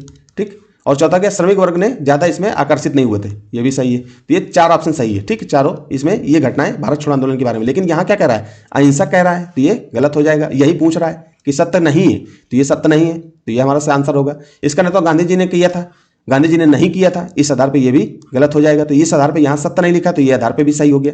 तो लेकिन यूपीएससी ने इसमें बी आंसर माना, लेकिन मेरे हिसाब से दोनों ऑप्शन होंगे इसके। ठीक है, तो इसको आपको अच्छे से देखना है। ठीक है, बाकी आप इसके बारे में, भारत छोड़ो आंदोलन के बारे में आपको विस्तार से पढ़ना, जाके आप अपनी बुक में पढ़िए। बाकी हमने यहाँ पर और भी चीज़ें डाल रखी हैं कि भारत छोड़ो आंदोलन के बारे में हमने थोड़ा सा दे रखा है, आप इसको अच्छे से पढ़िएगा। बाकी यहाँ पर देखिए, यूपीएससी गांधी जी के नेतृत्व, व्यक्तित्व के बारे में पूछता है। व्यक्तित्व मैंने सिलेबस में भी लिखा हुआ है, तो यहाँ पर मैंने गांधी जी के जितने भी आंदोलन हुए हैं उनके बारे में मैंने यहाँ पर विस्तार से दे दिया, और क्रम में दे रखा है। जैसे चंपारण सत्याग्रह, अहमदाबाद मिल हड़ताल 1918, खेड़ा सत्याग्रह 1918, रॉलेट एक्ट 1919, असहयोग आंदोलन 1920-22, सविनय अवज्ञा आंदोलन नमक ये 1930, व्यक्तिगत सत्याग्रह 1940-41, भारत छोड़ो आंदोलन 1942। अब क्या है कि यूपीएससी आपसे ये 3-4 उठा के रखेगा ऐसे, और कहेगा क्रम से लगाओ। अब इसी में आप लोग फेल हो जाते हो, तो इसको यहीं पर मैंने इसलिए दे दिया कि यहाँ से यूपीएससी प्रश्न बनाएगा, वहाँ पर हम इन चीज़ों की चर्चा कर रहे हैं। अब आपको भारत छोड़ो आंदोलन के बारे में पढ़ना है, तो मैं यहाँ पे थोड़ा सा पढ़ा देता हूँ, बाकी आप लोग पीडीएफ में भी देख लेना कि भारत छोड़ो आंदोलन, जिसे अगस्त क्रांति के नाम से, अब आपसे अगस्त क्रांति पूछे, इसका मतलब भारत छोड़ो आंदोलन की बात हो रही है, के नाम से जाना जाता है। भारतीय स्वतंत्रता संग्राम का आखिरी सबसे बड़ा आंदोलन था, इसने अंग्रेजी हुकूमत की नींव हिला दी। ठीक, बिल्कुल सही है। इस आंदोलन के बारे में, आंदोलन की शुरुआत और पृष्ठभूमि, इसकी शुरुआत 8 अगस्त 1942 को हुई थी। ये मेन आंदोलन है, थोड़ा सा सन वगैरह याद हो जाता है अपने आप ही, याद करने की ज़्यादा जरूरत नहीं। स्थान कौन सा होता है, आंदोलन कहाँ से स्टार्ट हुआ, मुंबई का ग्वालियर टैंक, इसे अब अगस्त क्रांति मैदान भी कहते हैं। यहीं से गांधी जी ने नारा दिया था, गांधी जी ने इसी दौरान ऐतिहासिक नारा दिया था, करो या मरो, तभी अहिंसक हो गया था। इसके बाद जो है किसी तरह से हमें आज़ादी मिलनी चाहिए थी, और लोग अहिंसक होकर के बस अपने आप को आज़ाद कराने के पीछे पड़ गए थे। और कारण क्या था, द्वितीय विश्व युद्ध के दौरान अब क्रिप्स मिशन, ब्रिटेन द्वारा भारत को मनाने की कोशिश फेल हो गया था। क्रिप्स मिशन आया था ना, तब गांधी जी ने महसूस किया कि अंग्रेज बिना दबाव के भारत नहीं छोड़ेंगे, इसका मतलब उनको दबाव देना था। इसीलिए उन्होंने क्या किया था, करो या मरो का, डू एंड डाई का की बात करी थी। फिर मुख्य घटनाएं क्या थी, जब आंदोलन शुरू हुआ तो वहां पर घटनाएं क्या थी। जैसे ही आंदोलन की घोषणा हुई, अंग्रेजों ने दमनकारी नीति अपनाई, जैसे ऑपरेशन जीरो आवर। 9 अगस्त की सुबह गांधी जी, नेहरू, पटेल और अन्य सभी प्रमुख नेताओं को गिरफ्तार कर लिया गया। अब यहीं से प्रश्न बना देगा, यहीं पर लिखे गांधी जी, नेहरू, पटेल और अन्य सभी में 2-4 और लिख देगा, पूछ लेगा कि इनमें से कौन से सही है, इन घटनाओं में किनको किनको अरेस्ट किया गया था ऑपरेशन जीरो आवर के थ्रू। ठीक है, यही पूछेगा। तो आप इनके बारे में मुख्य जैसे गांधी जी को अरेस्ट किया गया था, नेहरू जी को किया गया था, और सरदार वल्लभ भाई पटेल जी को किया गया था। तो आपको ये पता होना चाहिए। फिर नेतृत्वहीन आंदोलन, जब बड़े नेता जेल में थे तब आम जनता ने खुद कमान संभाल ली। यह आंदोलन स्वतः स्फूर्त हो गया, मतलब अपने आप ही स्टार्ट हो गया था। भूमिगत आंदोलन, अच्युत पटवर्धन, अरुणा आसफ अली, इनके बारे में अभी हम विस्तार से पढ़ेंगे, और राम मनोहर लोहिया और जयप्रकाश नारायण जैसे युवा नेताओं ने छिपकर आंदोलन चलाया। उषा मेहता ने गुप्त रेडियो स्टेशन चलाया। अब यहीं से यूपीएससी ने फिर से प्रश्न इसी में पूछा है, तो आगे हम इसके बारे में अच्छे से पढ़ लेना, फिर से प्रश्न आएगा उसमें आप इसको कर लोगे। आंदोलन का स्वरूप क्या था, यह अलग क्यों था, हिंसा का प्रयोग हुआ। अब यही तो बात बोली गई थी कि हिंसा नहीं हुई थी, यहाँ तो हिंसा हुई है, क्योंकि ये पूछ रहा है ना कि भारत छोड़ो आंदोलन में अहिंसक था, तो हिंसक था ना, तो इसलिए तो ये आंसर हो गया। ठीक है, गांधी जी ने अहिंसा के सिद्धांतों के बावजूद जनता ने रेलवे स्टेशनों, गांधी जी के अहिंसा के सिद्धांतों के बावजूद, गांधी जी क्या थे, गांधी जी क्या बोलते थे कि अहिंसा, हमें लड़ाई झगड़ा नहीं करना है, तो अहिंसा के पुजारी थे, अहिंसा की बात करते थे। जनता ने रेलवे स्टेशनों, पुलिस थानों और संचार लाइनों पर हमले किए, क्योंकि उन पर भारी दमन हो रहा था। ठीक, समांतर सरकारें, देश के कुछ हिस्सों में लोगों ने अंग्रेजों को भगाकर अपनी सरकार बना ली तो समांतर सरकार चलाने लगे। फिर इसके बारे में और पॉइंट है, देखिए यहाँ पर, इसके बाद इसके सब पॉइंट यहाँ पर लिखे। जैसे बलिया में चित्तू पांडे के नेतृत्व में सरकार चली, मतलब अपनी सत्ता संभाली। सतारा महाराष्ट्र में यहाँ पर लंबे समय तक समांतर सरकार चली। तामलुक बंगाल में यहाँ जाति सरकार चली बनी। ठीक है, ये बारे में आपको पढ़ता। आंदोलन का परिणाम क्या हुआ? हालांकि अंग्रेजों ने इसे 1944 तक कुचल दिया, अंग्रेज भी प्रभावित कर दिए, मतलब 1944 तक खत्म कर दिए कि आंदोलन खत्म हो गया। लेकिन उन्हें यह समझ आ गया, किनको? अंग्रेजों को यह समझ में आ गया कि अब वे भारत पर लंबे समय तक शासन नहीं कर पाएंगे। ठीक, इस आंदोलन ने पूरे देश को एक सूत्र में पिरो दिया और दुनिया को दिखा दिया कि भारतीय अब आज़ादी से कम कुछ भी नहीं चाहते, मतलब अब हमको आज़ादी चाहिए, आज़ादी चाहिए, आज़ादी चाहिए। ठीक है, तो अब आपको ये चीज़ें हमने पढ़ के बता दी, अब आप अपने स्तर से भी पढ़ लीजिए। थोड़ा सा हो सकता है कि मैं बताने में आप लोगों को ऊपर नीचे हो, क्योंकि पहली बार डिस्कशन इतना बेहतर तरीके से कर रहा हूँ यूट्यूब पर, और वन वे जो है होता है, मतलब मैं आप सामने नहीं होते हो तो मुझे बताते बताते थोड़ी सी दिक्कत भी होने लगती है, तो परेशान मत होना, थोड़ा सा आप लोग मैनेज करना और चीज़ें आपके बेहतरीन तरीके से आपको बताई जाएंगी। ठीक है, अब आगे चलते हैं हम 55 नंबर क्वेश्चन पे। क्या कह रहा है? सिंपल पढ़ना है। भारत में 19वीं शताब्दी के जनजाति विद्रोह के लिए निम्नलिखित में से कौन से तत्व ने साझा कारण मुहैया करा? यूपीएससी ने क्या कहा? साझा कारण। लेकिन इसको मैंने जो है इंग्लिश वाले वर्जन को पढ़ा तो इसके बारे में मुझे समझ में आया कि इसके बारे में हमको ये हिंदी होनी चाहिए। यूपीएससी सुधार करता ही नहीं, पता नहीं क्यों नहीं करता। सर आपको अगर वो देख रहे हो ये वीडियो, थोड़ा सा जो है सुधार करिए कि यहाँ पर क्वेश्चन कुछ और पूछा जा रहा है, हिंदी माध्यम वालों को बड़ी दिक्कत होती है इसमें। ठीक है, तो ये देखिए कि निम्नलिखित में से कौन सा कारक 19वीं शताब्दी में भारत में जनजाति विद्रोह का एक सामान्य कारण था? सामान्य कारण और साझा कारण में अंतर है। यूपीएससी क्या लिख रहा है? साझा कारण। इंग्लिश में क्या है? Common factor. कॉमन का फैक्टर का मतलब सामान्य कारण। अब ये साझा कारण यहाँ पर लिख दिया है। साझा कारण के आधार पे क्वेश्चन गलत हो जाएगा, समान कारण के आधार पे आप क्वेश्चन सही कर लोगे। तो इंग्लिश मीडियम को यहाँ पर वेटेज मिल जाता है, हिंदी मीडियम यहीं पर थोड़ा सा पीछे हो जाता है, फेल हो जाता है। तो थोड़ा सा इसमें सुधार होना चाहिए। अब समान, अब इसके आधार पर आप इसको मत पढ़िए, आप इसको पढ़िए। निम्नलिखित में से कौन सा कारण 19वीं शताब्दी में भारत में जनजातीय विद्रोह का एक सामान्य कारण था? इसका मतलब आपको क्या पढ़ना है? जनजातीय विद्रोह अच्छे से पढ़ना है, बेसिक नॉलेज के लिए। बेसिक नॉलेज आपका यही होगा, तभी आपका कॉमन सेंस भी लगेगा। ठीक है, अब कॉमन सेंस में हम अप्लाई करेंगे। पहले हम प्रश्न को पढ़ते हैं। ठीक, भू राजस्व की नई प्रणाली का लागू होना और जनजातीय उत्पादों पर कर का लगाया जाना। अब देखिए ये एक सामान्य कारण नहीं हो सकता है। क्यों नहीं हो सकता है? कि कुछ जनजातियां ऐसी होंगी जहां पर हम कर नहीं लगा पा रहे होंगे। यहाँ पर समान कारण का मतलब क्या होता है? समान का मतलब सभी जनजातियों पर समान रूप से लागू हो। अगर वो अंडमान निकोबार में रहती है तो उसको भी प्रभावित करे, वो बंगाल के आसपास रहती हो, उड़ीसा में रहती हो तो उसको भी प्रभावित करे, भारत के किसी भी हिस्से में रहती हो उसको प्रभावित करे। तो इस आधार पर ये क्वेश्चन आंसर गलत हो जाएगा, क्योंकि भू राजस्व की नई प्रणाली का लागू होना और जनजातीय उत्पादों पर कर लगाया जाना। अब ये सिंपल प्रश्न है, अब इसमें आपको पीएचडी नहीं, मैं कॉमन सेंस के आधार पर यह प्रश्न हल करा रहा हूँ कि आपको कुछ नहीं पता है, सिंपल आपने थोड़ा बहुत आपने जनजातीय विद्रोह के बारे में पढ़ रखा है और क्वेश्चन को करने जा रहे हो। फिर बी ऑप्शन क्या है? जनजातीय क्षेत्रों में विदेशी धर्म प्रचारकों का प्रभाव। अब यहां पर देखिए जनजातीय क्षेत्रों में, सभी जनजातीय क्षेत्रों में थोड़ी था। अगर सभी में होता तो कॉमन फैक्टर हम मान लेते, इसको समान कारण मान लेते। अब ये तो कुछ क्षेत्रों में है, कुछ क्षेत्रों में नहीं है। ठीक है, तो ये भी क्वेश्चन गलत हो गया, ये भी गलत हो गया। फिर जनजातीय क्षेत्रों में बिचौलियों के रूप में बड़ी संख्या में महाजनों, व्यापारियों और लगान के ठेकेदारों को बढ़ाना। अब ये कुछ क्षेत्रों में था, सब में नहीं था, तो समान फैक्टर ये भी नहीं माना जाएगा। अब ये अब बच्चा तो डी, वैसे भी तो डी आंसर हो ही जाएगा, लेकिन इसको पढ़ोगे तो आपको समझ में आ जाएगा कि जनजातीय समुदायों की प्राचीन भूमि संबंधी व्यवस्था का संपूर्ण विदारण। विदारण का मतलब यहाँ इंग्लिश में देखिए डिसरप्शन लिखा है। डिसरप्शन मतलब पूरी तरह समूल नष्ट। अब क्या हो रहा था? अंग्रेज जब आए तो भारत में देखा कि आप जो है कहाँ, जहाँ पर जनजातीय क्षेत्र रहते हैं वहाँ पेड़ पौधे आपको मिलेंगे, क्योंकि जनजातीय लोग जो हमारे मूल निवासी थे, मूल निवासी का मतलब जो हमारे जंगलों में रहते थे, जो जंगलों में रहते थे, कैसे रहते थे? जिस अवस्था में उनकी प्राचीन, वो प्रकृति के, जिस अवस्था में प्रकृति ने उनको पैदा किया उसी आधार पर रहते थे। तो पेड़ पौधे उनके ही भोजन हुआ करते थे, उन्हीं का संरक्षण वो करते थे। अंग्रेज जब आए तो उन्होंने क्या किया? उन्होंने देखा कि पेड़ों को तो काटकर हम आर्थिक लाभ कमा सकते हैं, आर्थिक लाभ कमा सकते, तो उन्होंने बड़ी मात्रा में पेड़ों को काटना शुरू किया। इससे क्या हुआ कि जनजातियों में उनकी भूमि को लेकर के विद्रोह होने लगा। तो ये सभी जनजातीय क्षेत्रों, जनजाति जहां तक कहां तक रहते थे? जनजाति ज्यादातर क्या रहते? जंगलों में रहते थे। और जंगलों को काटोगे तो यही तो कारण समान हो जाएगा कि सभी जनजातीय क्षेत्रों में हो जाएगा। भाई कर लगाओगे तो आप कुछ जनजातीय क्षेत्रों में लगाओगे, सभी में। वैसे भी आप पढ़ोगे तो पता चल जाएगा कि सभी जगह नहीं लगा पाए, कुछ क्षेत्रों में लगा पाए। फिर विदेशी धर्म प्रचारक कुछ क्षेत्रों में गए, सभी क्षेत्रों में नहीं गए। ठीक है, और जनजातीय क्षेत्रों में बिचौलियों के रूप में बड़ी संख्या में महाजनों, व्यापारियों, लगान के ठेकेदारों को बढ़ना तो था, लेकिन सभी क्षेत्रों में नहीं बढ़ पाए। तो चौथा ऑप्शन वैसे भी डी आपका सही हो जाएगा। ठीक है, कॉमन सेंस ये मतलब थोड़ा सा बेसिक नॉलेज से। अब यहाँ पर कॉमन सेंस थोड़ा सा बेसिक नॉलेज की अपेक्षा रखता है, खासकर इतिहास में। अन्य विषय में इकोनॉमी वगैरह में और साइंस टेक और उन चीज़ों में सिंपल कॉमन सेंस लग जाता है, वहाँ पर थोड़ा सा अदर से भी दिमाग लग जाता है, लेकिन इतिहास बारे में थोड़ा सा आपको पढ़ना भी पड़ेगा, बेसिक नॉलेज आपको पता होना चाहिए, ठीक है। तो इसके बारे में हम पढ़ लेते हैं। पहले तो आपको अच्छे से पता होना चाहिए जनजातीय विद्रोह के बारे में, तो हमने यहाँ पर सब लगा रखा है, आपको अच्छे से पढ़ना है। अब जैसे मुझे लग रहा था कि विदारण के बारे में आपको नहीं पता होगा, तो हमने विदारण के बारे में भी अच्छे से दे रखा है कि किसी चीज़ को जड़ से उखाड़ देना, ये पूरी तरह से नष्ट कर देना। जंगलों का यही हो रहा था, जंगलों को उखाड़ करके उनके जो उत्पाद होते थे उनका इस्तेमाल करते थे, विदेश ले जाते थे। तो यहाँ पर मैंने अच्छे से लिखा 19वीं शताब्दी में हुए भारत के जनजातीय विद्रोहों के पीछे कई कारण थे, लेकिन प्रश्न एक समान कारण पूछ रहा है। प्रश्न क्या पूछ रहा है? समान कारण पूछ रहा है, कॉमन फैक्टर पूछ रहा है, जो लगभग सभी विद्रोहों की जड़ में था। सभी विद्रोहों की जड़ में था। सभी विद्रोह कहाँ से स्टार्ट हुए? जब उनकी भूमि छीनने लगे। कर लगा रहे थे तो उतना फर्क नहीं पड़ रहा था, फर्क पड़ रहा था लेकिन सभी जनजातियों में फर्क नहीं पड़ रहा था, तो हम उतना विद्रोह नहीं कर रहे थे। लेकिन जब आपकी जमीन ही खींच ली, जो आपकी जहां पर आप रह रहे हो, जंगलों को काटा जाएगा, आपकी जो भोजन बनाने की सामग्री उसको उखाड़ करके हटाया जा रहा था, तो आपको फिर वहां से आपके अंदर विद्रोह होने लगा। तभी इसी आधार पे हम जनजातीय समुदाय के प्राचीन भूमि संबंधी व्यवस्था का संपूर्ण विदारण, ये आपका डी ऑप्शन हो जाएगा। लेकिन हम आप इसके बारे में और विस्तार से हम पढ़ते हैं, ठीक है। अब ए सी से बेहतर क्यों है, ये चीजें छोड़ दीजिए, आप केवल सिंपल जनजातीय जीवन उनकी परंपरा के बारे में देखिए। जनजातीय जीवन उनकी परंपरा, प्राचीन काल से ही जनजातीय लोग जंगलों और जमीन के मालिक खुद थे। उनकी एक ऐतिहासिक व्यवस्था थी, जैसे सामूहिक स्वामित्व, भाई यही तो था सामूहिक स्वामित्व, कि जमीन किसी एक व्यक्ति की नहीं होगी बल्कि पूरे कबीले या समुदाय की होती है।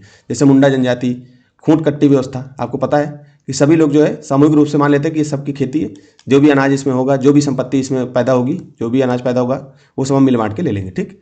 बाहरी हस्तक्षेप शून्य था, उनकी एक विशेष व्यवस्था थी। विशेष व्यवस्था, पहला ऑप्शन आपका सामूहिक स्वामित्व, दूसरा आपका बाहरी हस्तक्षेप शून्य। इसका मतलब जनजातीय क्षेत्रों में कोई बाहरी व्यक्ति प्रवेश नहीं करेगा। इसका मतलब राजा या कोई भी बाहरी शक्ति उनके जमीन संबंधी नियमों में दखल नहीं देती है, ठीक। संपूर्ण विदारण का मतलब हमने पहले बता दिया था आपको कि जब अंग्रेज आए तो उन्होंने जनजातीय क्षेत्रों में बुनियादी ढांचे को ही बदल दिया। विदारण करते किसी चीज़ को जड़ से उखाड़ देना, पूरी तरह नष्ट कर देना। अंग्रेजों ने जमीन को निजी संपत्ति बना दी, ठीक। इसी चीज़ का तो विरोध होने लगा, फिर धीरे धीरे जनजाति भी विद्रोह करने लगे। इसी तरह से आपको किसान आंदोलन भी पढ़ना है, यूपीएससी किसान आंदोलन के बारे में भी पूछ लेगा, ठीक है, तो आपको अच्छे से देखना है। जंगलों पर कानून बनाकर आदिवासियों के प्रवेश और लकड़ी काटने पर रोक लगा दी। उनको सदियों पुरानी सामूहिक खेती की परंपरा को खत्म कर दिया। यही वह समान कारण था जिसने आदिवासियों को सबसे ज़्यादा चोट पहुंचाई, क्योंकि उनकी पहचान, संस्कृति और आजीविका सब कुछ उनकी ज़मीन से जुड़ी थी। अब यहीं जब आप ही देखिए, आप ही की ज़मीन खींच ली जाए तो आप विद्रोह नहीं करने लगोगे, फिर तो उनकी संस्कृति है, आजीविका है, सब कुछ वही है, ठीक है। अन्य विकल्प गलत क्यों है, तो इनके बारे में भी, जैसे विकल्प ए, बी, सी क्यों गलत है। तो भू राजस्व करों का लगाया जाना विद्रोह का एक हिस्सा था, वही जो मैं बता रहा था, लेकिन यह केवल आर्थिक कारण था। कुछ विद्रोह सिर्फ करों के खिलाफ नहीं बल्कि अपनी संस्कृति बचाने के लिए भी थे, ठीक है, इसलिए ये गलत हो जाएगा। धर्म प्रचार सक्रिय थे, लेकिन उनकी मौजूदगी सभी जनजातीय विद्रोह का मुख्य कारण नहीं थी। उदाहरण के लिए कोल विद्रोह या संताल विद्रोह मुख्य रूप से जमीन के मुद्दे पर ही थे, ठीक है। बिचौलियों, जिन्हें आदिवासी या दिकू, अब ये देख शब्दावली है, यूपीएससी यहीं से शब्दावली से प्रश्न पूछ लेगा। ये एनसीईआरटी में दी है, 8th क्लास की एनसीईआरटी पढ़ोगे तो यही आराम से ये शब्द के बारे में बहुत विस्तार से बढ़िया से चर्चा करी गई है। तो इसलिए ऐसे शब्दों को आपको याद रखना है। ऐसे शब्द यूपीएससी पूछ लेता है शब्दावली के आधार पर, तो आप कुछ लोगों को पता होगा तो कर लेंगे। तो यहाँ पर हमने इसी को इसीलिए हाईलाइट कर दिया। क्या कह रहे हैं, बिचौलियों का आना एक बड़ा कारण था, लेकिन ये बिचौलिए तभी आ पाए जब अंग्रेजों ने पुरानी भूमि व्यवस्था को तोड़ा, यानी विकल्प सी और डी का ही एक परिणाम था, ठीक है। तो आपको ये पता चल गया होगा। अब ये चीज़ें हमने इसीलिए विस्तार से बता दी कि ये चीज़ें आपको पता होनी चाहिए, ठीक है। अब आगे हम चलते हैं। अब देखिए जनजातीय विद्रोह है, आप लोग इसको पॉज करके देखिए, ठीक है, इसको पॉज करके आप लोग पढ़िए इसके बारे में कि भारत में हुए प्रमुख जनजातीय विद्रोह के नाम और उनका कालक्रम विवरण यहाँ पर दिया गया, ठीक है। चुआर विद्रोह, अब इनको देखिए, सन आपको याद करने की जरूरत नहीं, सिंपल आपको बस इनका सीक्वेंस याद रखना है, क्योंकि यूपीएससी क्या करेगा, सीक्वेंस आपको रख देगा। जैसे तमाड़ विद्रोह रख देगा, भील रख देगा, कोल रख देगा, रंपा रख देगा। अब पूछ क्या लेगा, इनको सीक्वेंस पे लगाओ, बढ़ते हुए क्रम में या घटते हुए क्रम में। इस तरह से यूपीएससी प्रश्न पूछता है, यही प्रवृत्ति रही। अगर किसी ने पीवाईक्यू देखा हो तो उसको पता होगा, ठीक है। तो इसके बारे में आपको केवल देखना है, बाकी मैं ये पीडीएफ आपको दे दूंगा, तो आप इसको और देख लेना। बाकी यहाँ पॉज करके, मैं रुका हूँ आपसे इसीलिए बोल रहा हूँ कि इसको पॉज करके एक बार पढ़ लीजिए।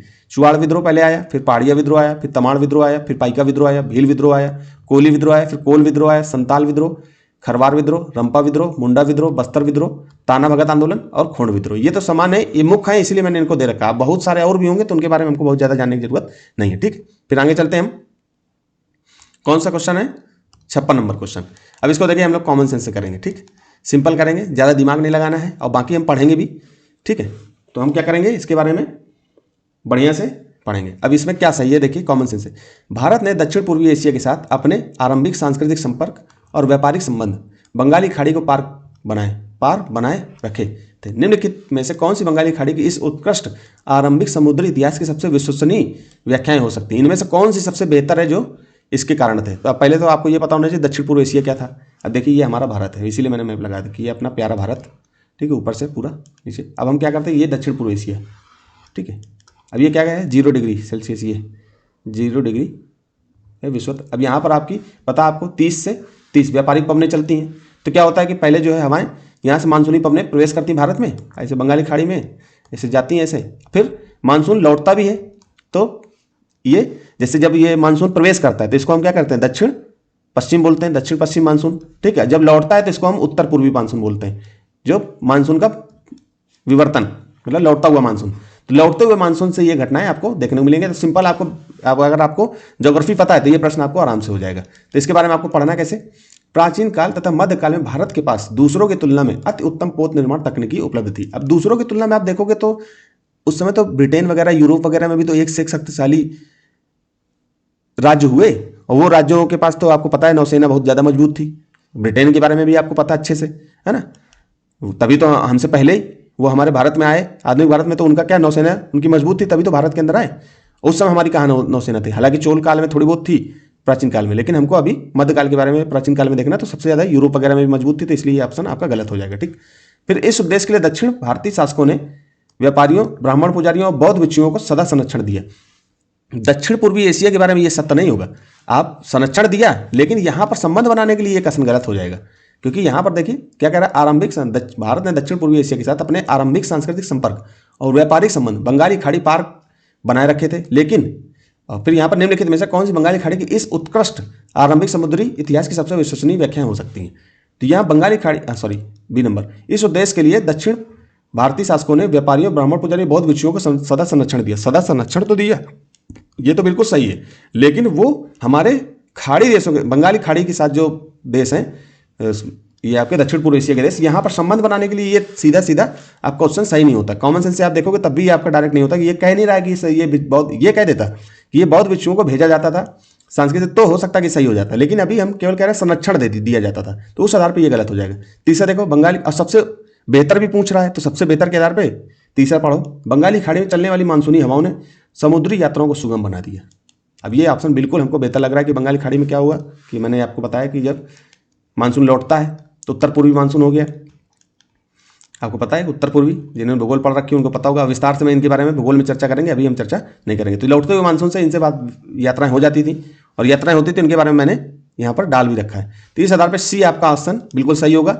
और बाली यात्रा के बारे में अभी पिछले साल काफ़ी चर्चा में चल रहा था, तो इसके बारे में भी हम पढ़ेंगे। पिछले साल क्या इसी साल में है, थोड़ा सा मार्च अप्रैल के आसपास, और ये हमारा सांस्कृतिक संबंध भी है, तो हम आगे पढ़ेंगे। अभी आपको आर्ट एंड कल्चर में सर ने आपको ये बताया था कि ये जो पोत निर्माण पद्धति है, ये प्राचीन भारत की जो है, इसको सर ने क्या किया, अभी जो है आईएनएस कॉडिन और टंकाई विधि के द्वारा भारतीय नौसेना ने क्या किया, इसको अपने टंकाई विधि वाले जहाज को नौसेना में शामिल किया है। तो शामिल किया, तो इसी के क्वेश्चन को यूपीएससी के बना के पूछ नहीं सकता कि हमारी जो अब ये आर्ट एंड कल्चर में सर ने पढ़ाया आपको अच्छे से, आपने देखा होगा तो आपको पता होगा कि ये जो है सर ने आपको अच्छे से बताया है। तो क्या कह रहा है, भारतीय नौसेना द्वारा औपचारिक रूप से प्राचीन टंकाई वाले जहाज को नौसेना में शामिल किया गया। इसका नाम INSV कॉर्डिन रखा गया, जैसे टंकाई पद्धति का उपयोग करके बनाया गया। यूपीएससी यही पूछेगा कि ये जो पोत को शामिल किया गया इसका नाम क्या है, या किस विधि से बनाया गया। तो टंकाई विधि आपको याद होनी चाहिए, ठीक है। INS कॉर्डिन के बारे में सर ने पढ़ाया है, तो अब ये सब जो है यहाँ पर हम चर्चा नहीं करेंगे, केवल आपको इतना सा बता दिया। बाकी ये जो क्वेश्चन था इसका आंसर यहाँ पर हमने डाल रखा है। यह प्रश्न भारतीय इतिहास के उस गौरवशाली पक्ष से जुड़ा जब भारत को समुद्रों का स्वामी माना जाता था। उदाहरण, चोल साम्राज्य ने दक्षिण पूर्व एशिया का विस्तार किया था। मानसूनी हवाओं की भूमिका महत्वपूर्ण थी। सी ऑप्शन आपका सही है, तो उन्हीं के बारे में हम थोड़ा सा चर्चा करेंगे। मानसूनी हवाओं की भूमिका, विकल्प सी, यह उत्तर क्यों होगा? नाविक मानसूनी हवाओं का उपयोग दिशा तय करने के लिए करते थे। ठीक, बिल्कुल सही, नाविक करते थे। अब ये बाली यात्रा के बारे में मैंने डाल रखा है क्योंकि करंट का विषय भी है और ये हमारे आर्ट एंड कल्चर से जुड़ता भी है। तो बंगाली खाड़ी में चलने वाली मानसूनी हवाओं का महत्व क्या था? तो बाली यात्रा क्या है? यह उड़ीसा प्राचीन कलिंग का एक प्रमुख उत्सव जो हर साल कटक में नाहा नदी के किनारे आयोजित किया जाता है। यह उन प्राचीन नाविकों जैसे साधवा कहते हैं, अब यूपीएससी पूछ लेगा साधवा कौन होते हैं शब्दावली में, की याद में मनाया जाता है, जो व्यापार के लिए बाली, जावा, सुमात्रा और बोर्निया जाते थे। ये जहाज जाया करते थे। यह कार्तिक पूर्णिमा के दिन मनाया जाता है। कार्तिक क्या होता है? नवंबर, और नवंबर में क्या होता है? मानसून लौटता है। मानसून लौटता है कि नहीं लौटता है? उत्तर पूर्व से तमिलनाडु वगैरह में बाढ़ आ जाती है, आपको पता है कि नवंबर दिसंबर के आसपास। तो आपको अच्छे से कार्तिक पूर्णिमा के दिन शुरू होता है। बाली यात्रा के दौरान लोग आज भी कागज की छोटी नावें जिसे बोईता कहते हैं, यूपीएससी यही पूछ लेगा बोईता क्या होता है, तो बोईता के बारे में भी आपको पता होना चाहिए। ये मैं सब बताऊंगा 2026 में ये कैसे यूपीएससी ने रिपीट किया क्वेश्चन। प्राचीन काल में कलिंग के पास बोईता नाम के विशाल और मजबूत जहाज बनाने की कला थी। उन्हीं को देख करके छोटे छोटे नाव बनाए जाते हैं, ये मतलब सांस्कृतिक तौर पर। इन जहाज़ों की मजबूती के कारण ही भारतीय नाविक बंगाली की खाड़ी की लहरों को पार कर इंडोनेशिया तक पहुंच जाते थे। अब यही चीज़ें जो है यूपीएससी ने बना के पूछ लिया। इसका मतलब ये चीज़ें जो है यूपीएससी ध्यान रखता है, और ऐसे जो त्यौहार जो होते हैं यूपीएससी उन्हीं पर दिमाग लगाता है। अब आगे हम देखते हैं। अब हालिया घटनाओं से यूपीएससी प्रश्न पूछ सकता है, तो हमने 2022 की घटना ले ली, क्योंकि सीओपी 28 के बारे में यूपीएससी ने पूछा है, तो अभी ये जो है चर्चा में चल रहा है और यूपीएससी पीवाईक्यू में पूछा भी गया है, तो यूपीएससी हो सकता है कि घुमा के आपसे प्रश्न पूछ ले। ठीक है, क्या कह रहा है, नवंबर 2022 में इंडोनेशिया बाली में हुए G20 शिखर सम्मेलन के दौरान प्रधानमंत्री नरेंद्र मोदी ने बाली यात्रा का उल्लेख किया था। उन्होंने बताया था कि कैसे हजारों साल पहले भारत की संस्कृति जहाज़ों के जरिए बाली पहुंची थी। आज भी बाली के लोग हिंदू संस्कृति का पालन करते हैं, जो उस समय के सांस्कृतिक संरक्षण का जीवित प्रमाण है। सरकार पैसा भी देती है इनको संरक्षण के लिए, भारत सरकार। हालिया गौरवशाली का उदाहरण क्या है कि हाल ही में 2022 में 22-23 में बाली यात्रा ने एक विश्व रिकॉर्ड बनाया।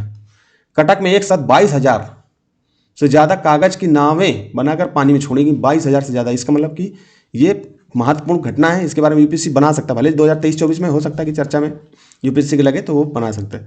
ये गिनीज वर्ल्ड रिकॉर्ड में दर्ज किया, 22,000 नावें माने रखता है, तो पूछ सकता है। यह दिखाता है कि आज की पीढ़ी भी अपने उस उत्कृष्ट समुद्री इतिहास को भूली नहीं है जिसका जिक्र आपके प्रश्न में किया गया है। ठीक, इसका मतलब आपको ये चीज़ अच्छे से ध्यान रखना है। फिर आगे देखिए, भारत में उपनिवेशी शासन काल में होम चार्जेस का मतलब क्या होता है आपको पता होना चाहिए। भारत से संपत्ति दोहन का महत्वपूर्ण थे। निम्नलिखित में से कौन सी निधि या निधियां होम चार्जेस के संगठक थी। अब होम चार्जेस आपको पता है, वही चीज आपसे पूछ रहा है। अब दादा भाई नौरोजी की जो पुस्तक थी उसमें होम चार्जेस का अच्छे से जिक्र किया गया है। तो दादा भाई नौरोजी की क्वेश्चन ड्रेन ऑफ वेल्थ जो पुस्तक थी उसमें इसके बारे में अच्छे से चर्चा की गई। अब इसको देखिए, आप सिंपल पढ़िए, ये क्वेश्चन आप आराम से कर लोगे। ठीक है, अब इसमें दिमाग लगाओ। लंदन में इंडिया ऑफिस के, अब देखिए होम चार्जेस का मतलब क्या है कि भारत और भारत से संबंधित जो ब्रिटेन में ऑफिस हुआ करते थे भारत के कार्यक्रम के लिए, तो भारत से ही पैसा वसूला जाता था। कहाँ के लिए, ये भारत के ही ऑफिस जो बाहर हुआ करते थे। ठीक है, भारत में जो सेना, अंग्रेज की जो सेना हुआ करती थी वो भारत के अंदर काम करती थी, तो उनके भी वेतन पेंशन सब कहाँ होते थे, इसी होम चार्जेस में जुड़े होते थे। तो आप इसको इतना आपको पता है, होम चार्जेस आपको अच्छे से पता है, तो आप ये क्वेश्चन आराम से कर लोगे। तो क्या कह रहा है, लंदन में इंडिया ऑफिस, लंदन जो वहाँ है ब्रिटेन में, वहां पर जो इंडिया का ऑफिस था के भरण पोषण के लिए प्रयोग में लाई जाने वाली निधि, तो बिल्कुल होगा, ये तो बिल्कुल होगा। तो ये आधार पे कौन कौन सा सही है, या तो ए सही होगा, कॉमन सेंस और एलिमिनेशन बता रहा हूं, तो यहाँ एलिमिनेशन से आपका सी ऑप्शन कट जाएगा। ठीक, फिर क्या होगा, या तो डी होगा, या तो बी होगा, या तो एक होगा। फिर क्या कह रहा है, भारत में कार्यरत अंग्रेज कर्मचारियों को वेतन तथा पेंशन देने हेतु प्रयोग में लाई जाने वाली निधि। अब भारत, मान लो ये भारत है, इसके अंदर जो अंग्रेज के कर्मचारी काम कर रहे थे उनके पेंशन और उनके वेतन हमारे भारत के पैसे से दिया जाता था, यही पैसा तो बाहर जा रहा था। तो इसी को तो जो है दादा भाई नौरोजी ने बोला कि ये हमारे जो है ये जो पैसा जो बाहर जा रहा था, ड्रेन ऑफ वेल्थ की संकल्पना उन्होंने दी, अपनी पुस्तक भी छापी। तो इस आधार पर दूसरा भी सही है। तो एक और दो कहाँ है, या तो बी सही होगा या तो डी सही होगा, तो ये भी गलत हो गया पहला। ठीक, तो इस आधार पर क्या, या तो बी सही होगा या तो डी सही होगा।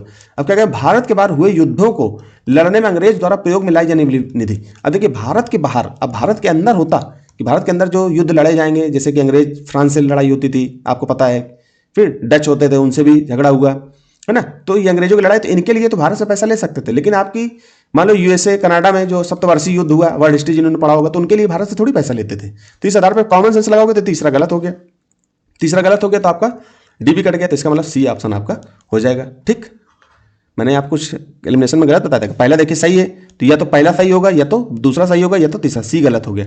ठीक है, हम सी को नहीं मान रहे अभी। ठीक, समझ में आ गया ना क्या मैं बता रहा हूं आपको, मैं क्या बता रहा हूं। हाँ, पहला जो है आपका क्या होगा, पहला आपका सही होगा, या तो जहां एक एक है वहां सही होगा, या तो बी सही होगा या तो सी सही होगा। सी हमने हटा दिया, या तो डी सही होगा या तो बी सही होगा या तो एक सही होगा। ठीक है, अब तीसरा आपका डी हमने हटा ही दिया, पहले के अंग्रेज मैंने पूरी बात बता दी, तो आपका ये भी गलत हो गया, ये भी गलत हो गया, और दूसरा सही आपको लग रहा है, तो पहला और दूसरा बी ऑप्शन आपका सही हो जाएगा। ठीक है, तो यही मैंने बताया, थोड़ा सा मुझे लगने लगा कि कहीं गलत तो नहीं बता दिया मैंने, तो ये चीज़ जो है आपको अच्छे से देखना। वो तो मैंने ऊपर बता दिया, तो उस आधार पर आप खुद ही देख सकते हो नीचे, तो वो तो एलिमिनेशन आपको अपने स्तर से लगाना है। आपको बता रहा हूँ, यहाँ सिखा रहा हूँ। अब इनके बारे में थोड़ा सा हमको होम चार्जेस के बारे में पढ़ लेना है। तो औपनिवेशिक काल में होम चार्जेस वे सभी खर्चे थे जो भारत सरकार के नाम पर ब्रिटेन में किए जाते थे और जिनका भुगतान भारत के राजस्व में होता था। इनमें लंदन स्थित इंडिया ऑफिस का खर्च, ब्रिटिश अधिकारियों के वेतन और पेंशन, भारत पर किए गए ऋण का ब्याज और भारत में तैनात ब्रिटिश सैनिकों के भत्ते शामिल हुआ करते थे। यही चीज़ें तो मैंने बताई। जो भारत के धन निष्कासन, ड्रेन ऑफ वेल्थ का एक बड़ा हिस्सा था। दादा भाई नौरोजी की पुस्तक भी है ये, इसको याद रखना, जिसने भारतीय अर्थव्यवस्था पर भारी बोझ पड़ता था। ठीक, तो इस आधार पर ये सही हो गया। अब हम आगे चलते हैं। खेड़ा सत्याग्रह 60, इसका आंसर क्या होगा आप लोग बताइए। सिंपल आप देखना, खेड़ा के किसानों के पक्ष में महात्मा गांधी के सत्याग्रह संगठित करने का क्या कारण था। यहीं से गांधी जी की राजनीतिक प्रकृति शुरू होती है। अब ये देखिए, सिंपल आपको पता, खेड़ा सत्याग्रह किसानों का आंदोलन था। ठीक है, तो यहाँ पर अकाल पड़ने के बावजूद भारत प्रशासन के भू राजस्व की उगाही स्थगित नहीं की गई थी। अब आपको इसीलिए तो आंदोलन हुआ था कि अकाल पड़ रहा था, भारत में इतनी ज़्यादा दिक्कतें थी, अनाज नहीं था, उसके बावजूद भी कर लगाया जाता था। हम अंग्रेजों से बोलते थे कि सर भैया ये कर मत लगाइए, लेकिन वो कहते थे नहीं आपको कर इतना देना। तो इसी के विरोध में अंग्रेज नेतृत्व तो किसने किया, गांधी जी ने किया और खेड़ा आंदोलन छेड़ा। तो पहला आपका कथन सही हो जाएगा। तो पहले के आधार पर या तो ए सही होगा या तो सी सही होगा, बी और डी आपका गलत हो गया। ठीक, फिर प्रशासन का एक प्रस्ताव था। प्रशासन का यह प्रस्ताव था कि गुजरात में स्थायी बंदोबस्त लागू कर दिया जाए। स्थायी बंदोबस्त तो आपको पता होगा, पहली बात तो 1793 की बात हो रही है स्थायी बंदोबस्त, अभी हम पीछे पड़ गया लॉर्ड कॉर्नवालिस की। और दूसरी बात खेड़ा सत्याग्रह 1918 की बात हो रही है। दोनों में मेल नहीं खा रहा, तो उस आधार पर भी आप इसको गलत कर सकते हो कि दूसरा नहीं होगा। ठीक, आपको पता ही होगा कि दूसरा नहीं होगा। और दूसरी बात यह है कि गुजरात से इसका स्थायी, दूसरी कॉमन सेंस में कैसे, थोड़ा सा बेसिक नॉलेज पता होगा तो स्थायी बंदोबस्त कहाँ लगता था, आपके बनारस, उड़ीसा, बिहार वाले क्षेत्रों में था, बंगाल वाले क्षेत्रों में था। तो ये यहाँ कैसे हो जाएगा गुजरात भाई, ऐसे आप देखोगे भारत, तो यहाँ वाले क्षेत्रों में लग रहा था, तो गुजरात तो इस तरफ है, तो यहाँ से क्या ताल्लुक भी नहीं बनता है। तो उस आधार पे भी इसको कॉमन सेंस से गलत कर सकते हैं। तो इस आधार पे हम क्या सही होगा, सी भी गलत हो गया, तो आपका ए आंसर हो जाएगा। तो ये तो हमने बता दिया, लेकिन आपको खेड़ा सत्याग्रह के बारे में पढ़ना है, तो खेड़ा सत्याग्रह के बारे में हमने यहाँ पर लगा रखा है। अब हम इसको सिंपल से पढ़ते हैं, बाकी हम पीडीएफ भी देंगे, आप चाहो तो पीडीएफ देख सकते हो। ठीक है, खेड़ा सत्याग्रह 1918 के मुख्य कारण फसल बर्बाद होने के बावजूद अंग्रेजों द्वारा भारी लगान वसूली, अकाल और बीमारियों के कारण, क्या कह रहा है, अकाल और बीमारियों के कारण किसानों की आर्थिक तंगी और उनकी मांगों को सरकार द्वारा अनसुना किया जाना था, जिससे गांधी जी के नेतृत्व में यह सत्याग्रह शुरू हुआ, जिसमें किसानों ने करों का भुगतान न करने का फैसला लिया। किसानों ने कर न देने की बात करी। खेड़ा सत्याग्रह 11 मार्च 1918 को गुजरात के खेड़ा जिले, जिसे तत्कालीन बंबई प्रांत, उस समय बंबई प्रांत में था, गुजरात नहीं था, ठीक, शुरू हुआ था। इस आंदोलन की शुरुआत किसानों ने स्वयं स्थानीय नेता मोहनलाल पंड्या, अब इसके बारे में आपको याद रखना है कि मोहनलाल पंड्या के नेतृत्व के सहयोग से हुआ था। ठीक है, तो यूपीएससी ऐसे प्रश्न बना के रखेगा, तो किसके नेतृत्व में हुआ था, मोहनलाल पंड्या के सहयोग से हुआ था। नेतृत्व किसने किया था, गांधी जी ने किया था। इसमें मुख्य रूप से खेड़ा के किसान पाटीदार समुदाय ने भाग लिया और बाद में गांधी जी ने भी इसका नेतृत्व संभाला। उनकी मांग फसल खराब होने, महंगाई बढ़ने और सरकार द्वारा करों में असंवेदनशील वृद्धि के मद्देनजर राजस्व का भुगतान न किए जाने को लेकर थी। तो इस देखिए, अब यहीं से प्रश्न बनेंगे, इसलिए इनको अच्छे से पढ़ना है आपको। ठीक है, वही चीज़ लगाई गई है जहाँ से प्रश्न बनने की पूरी संभावना है। ठीक, फिर चंपारण से, अब दूसरे जैसे खेड़ा सत्याग्रह पढ़ लिया तो चंपारण के बारे में भी पढ़ लो। चंपारण सत्याग्रह और अहमदाबाद में हड़ताल के साथ साथ खेड़ा सत्याग्रह को भारत में गांधी जी के राजनीतिक करियर की शुरुआत और स्वतंत्रता संग्राम में एक जन नेता के रूप में उनके उदय का श्रेय दिया जाता है। खेड़ा सत्याग्रह वो पहला अवसर था जब गांधी जी ने भारत में असहयोग आंदोलन को अपनाया था। ठीक, ये भी सही है। तो इतना आपको पढ़ना है, पीडीएफ हम देंगे, बहुत विस्तार से नहीं घुसना है, बाकी आप पुस्तक वगैरह पढ़ ही रहे होगे तो आप पढ़ते रहिए, बाकी हम आगे चलते हैं। तो इसके बारे में भी आपको, अब देखिए ये जो है आपके थोड़े से सैद्धांतिक 2011 में प्रश्न पूछे गए, तो आपको परेशान नहीं होना है कि जो है प्रश्न पूछ लिए गए तो ये कैसे पूछ लिए गए। ठीक है, आपको सिंपल इनके बारे में पढ़ना है। ठीक है, अब ये क्या कह रहा है, अब इसके बारे में थोड़ा सा आपको पता होगा तो ये प्रश्न आपके हाथ में होगा। क्या कह रहा है, सन 1893 में सर विलियम वेडनबर्ग और WS कैन ने किस उद्देश्य से इंडियन पार्लियामेंट कमेटी की स्थापना की। इंडियन पार्लियामेंट कमेटी की स्थापना कैसे हुई, किस उद्देश्य से की थी। अब इसको आपको पता होगा तो ही कर पाओगे, फैक्ट आपको पता होना चाहिए। कॉमन सेंस यहाँ नहीं लगेगा, जहां लगेगा वहां हम लगाएंगे, हर जगह नहीं लगाएंगे। हर जगह लगाओगे तो क्वेश्चन गलत हो जाएंगे। जहां नहीं पता है, आप नहीं कर पा रहे हो, तो उस क्वेश्चन को छोड़ दीजिए।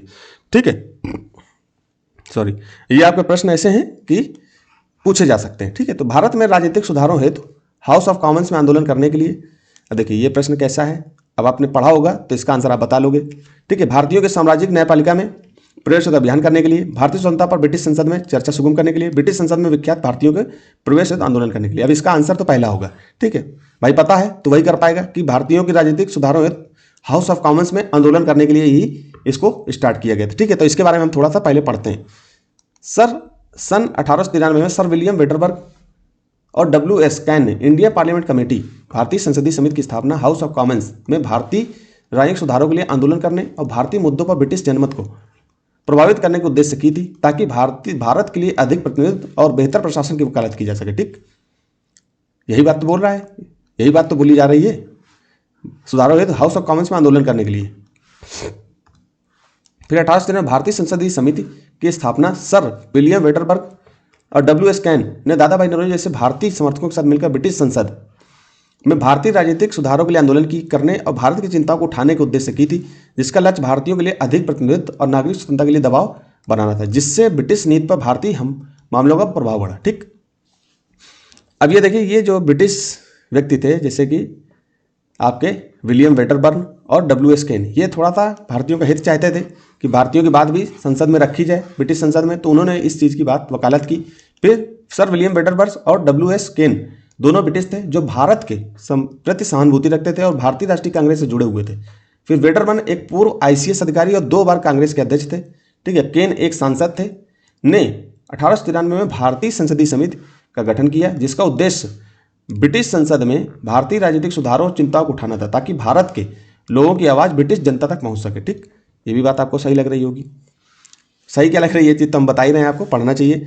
यूपीएससी दोबारा बनाएगा तो आपको पता होना चाहिए। अब ये दोबारा यूपीएससी फिर पूछ सकता है, तो इसके बारे में हमको थोड़ी सा, हालांकि यूपीएससी इस तरह के सवाल अब नहीं पूछ रहा है, उस समय के थोड़े सैद्धांतिक और फैक्चुअल सवाल थे, तो वहाँ दिक्कत होती थी, लेकिन आपको थोड़ा सा इतिहास पढ़ोगे तो इनके बारे में थोड़ा सा देख लेना। तो इनकी भूमिका क्या है, भारतीय सिविल सेवा के अधिकारी थे, राजनीतिक थे और भारतीय राष्ट्रीय कांग्रेस के समर्थक थे, जुड़े हुए थे, 2 बार अध्यक्ष भी बने थे।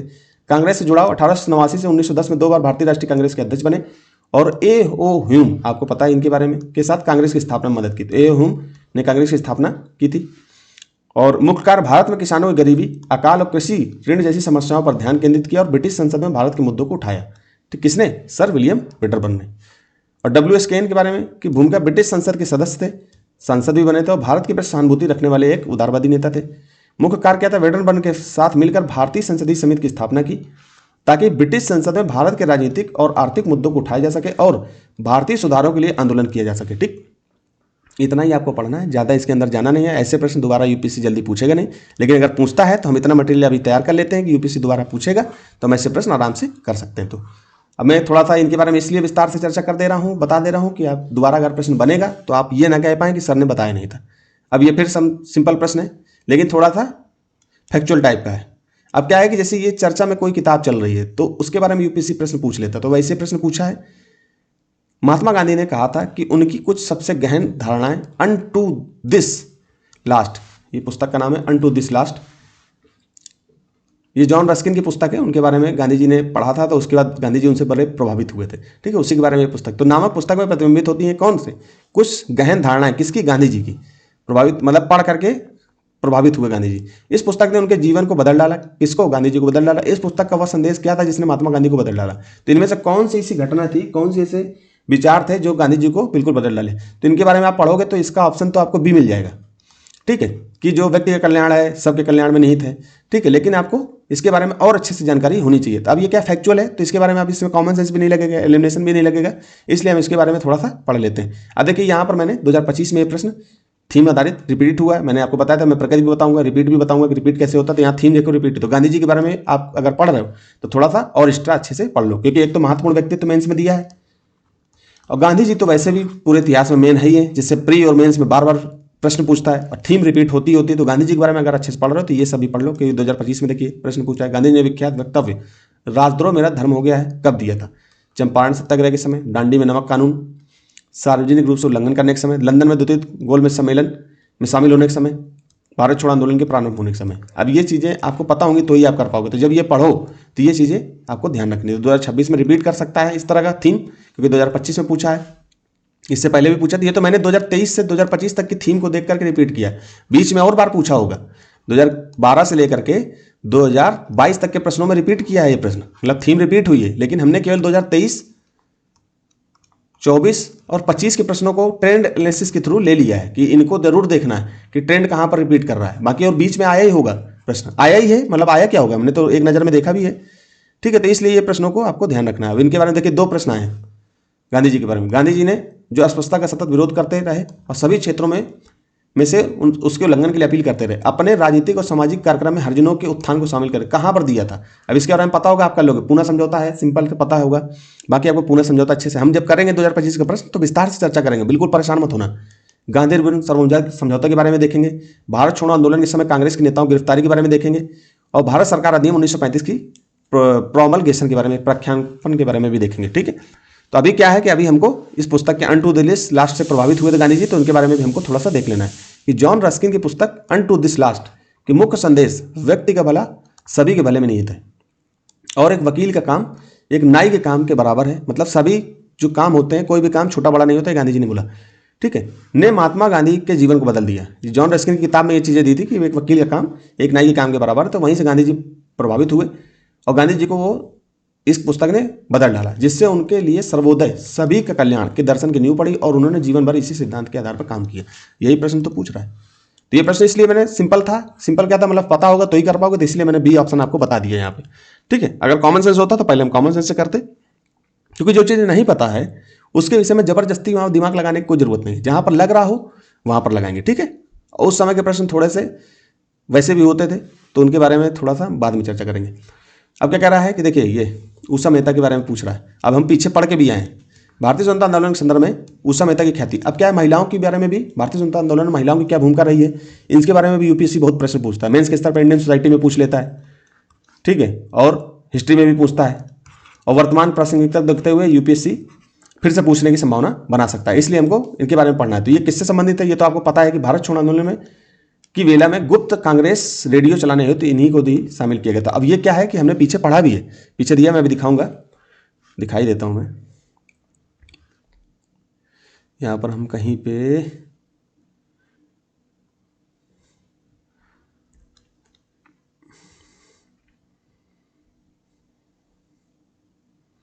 ये उषा मेहता ने गुप्त रेडियो स्टेशन चलाया था, यहां दिया।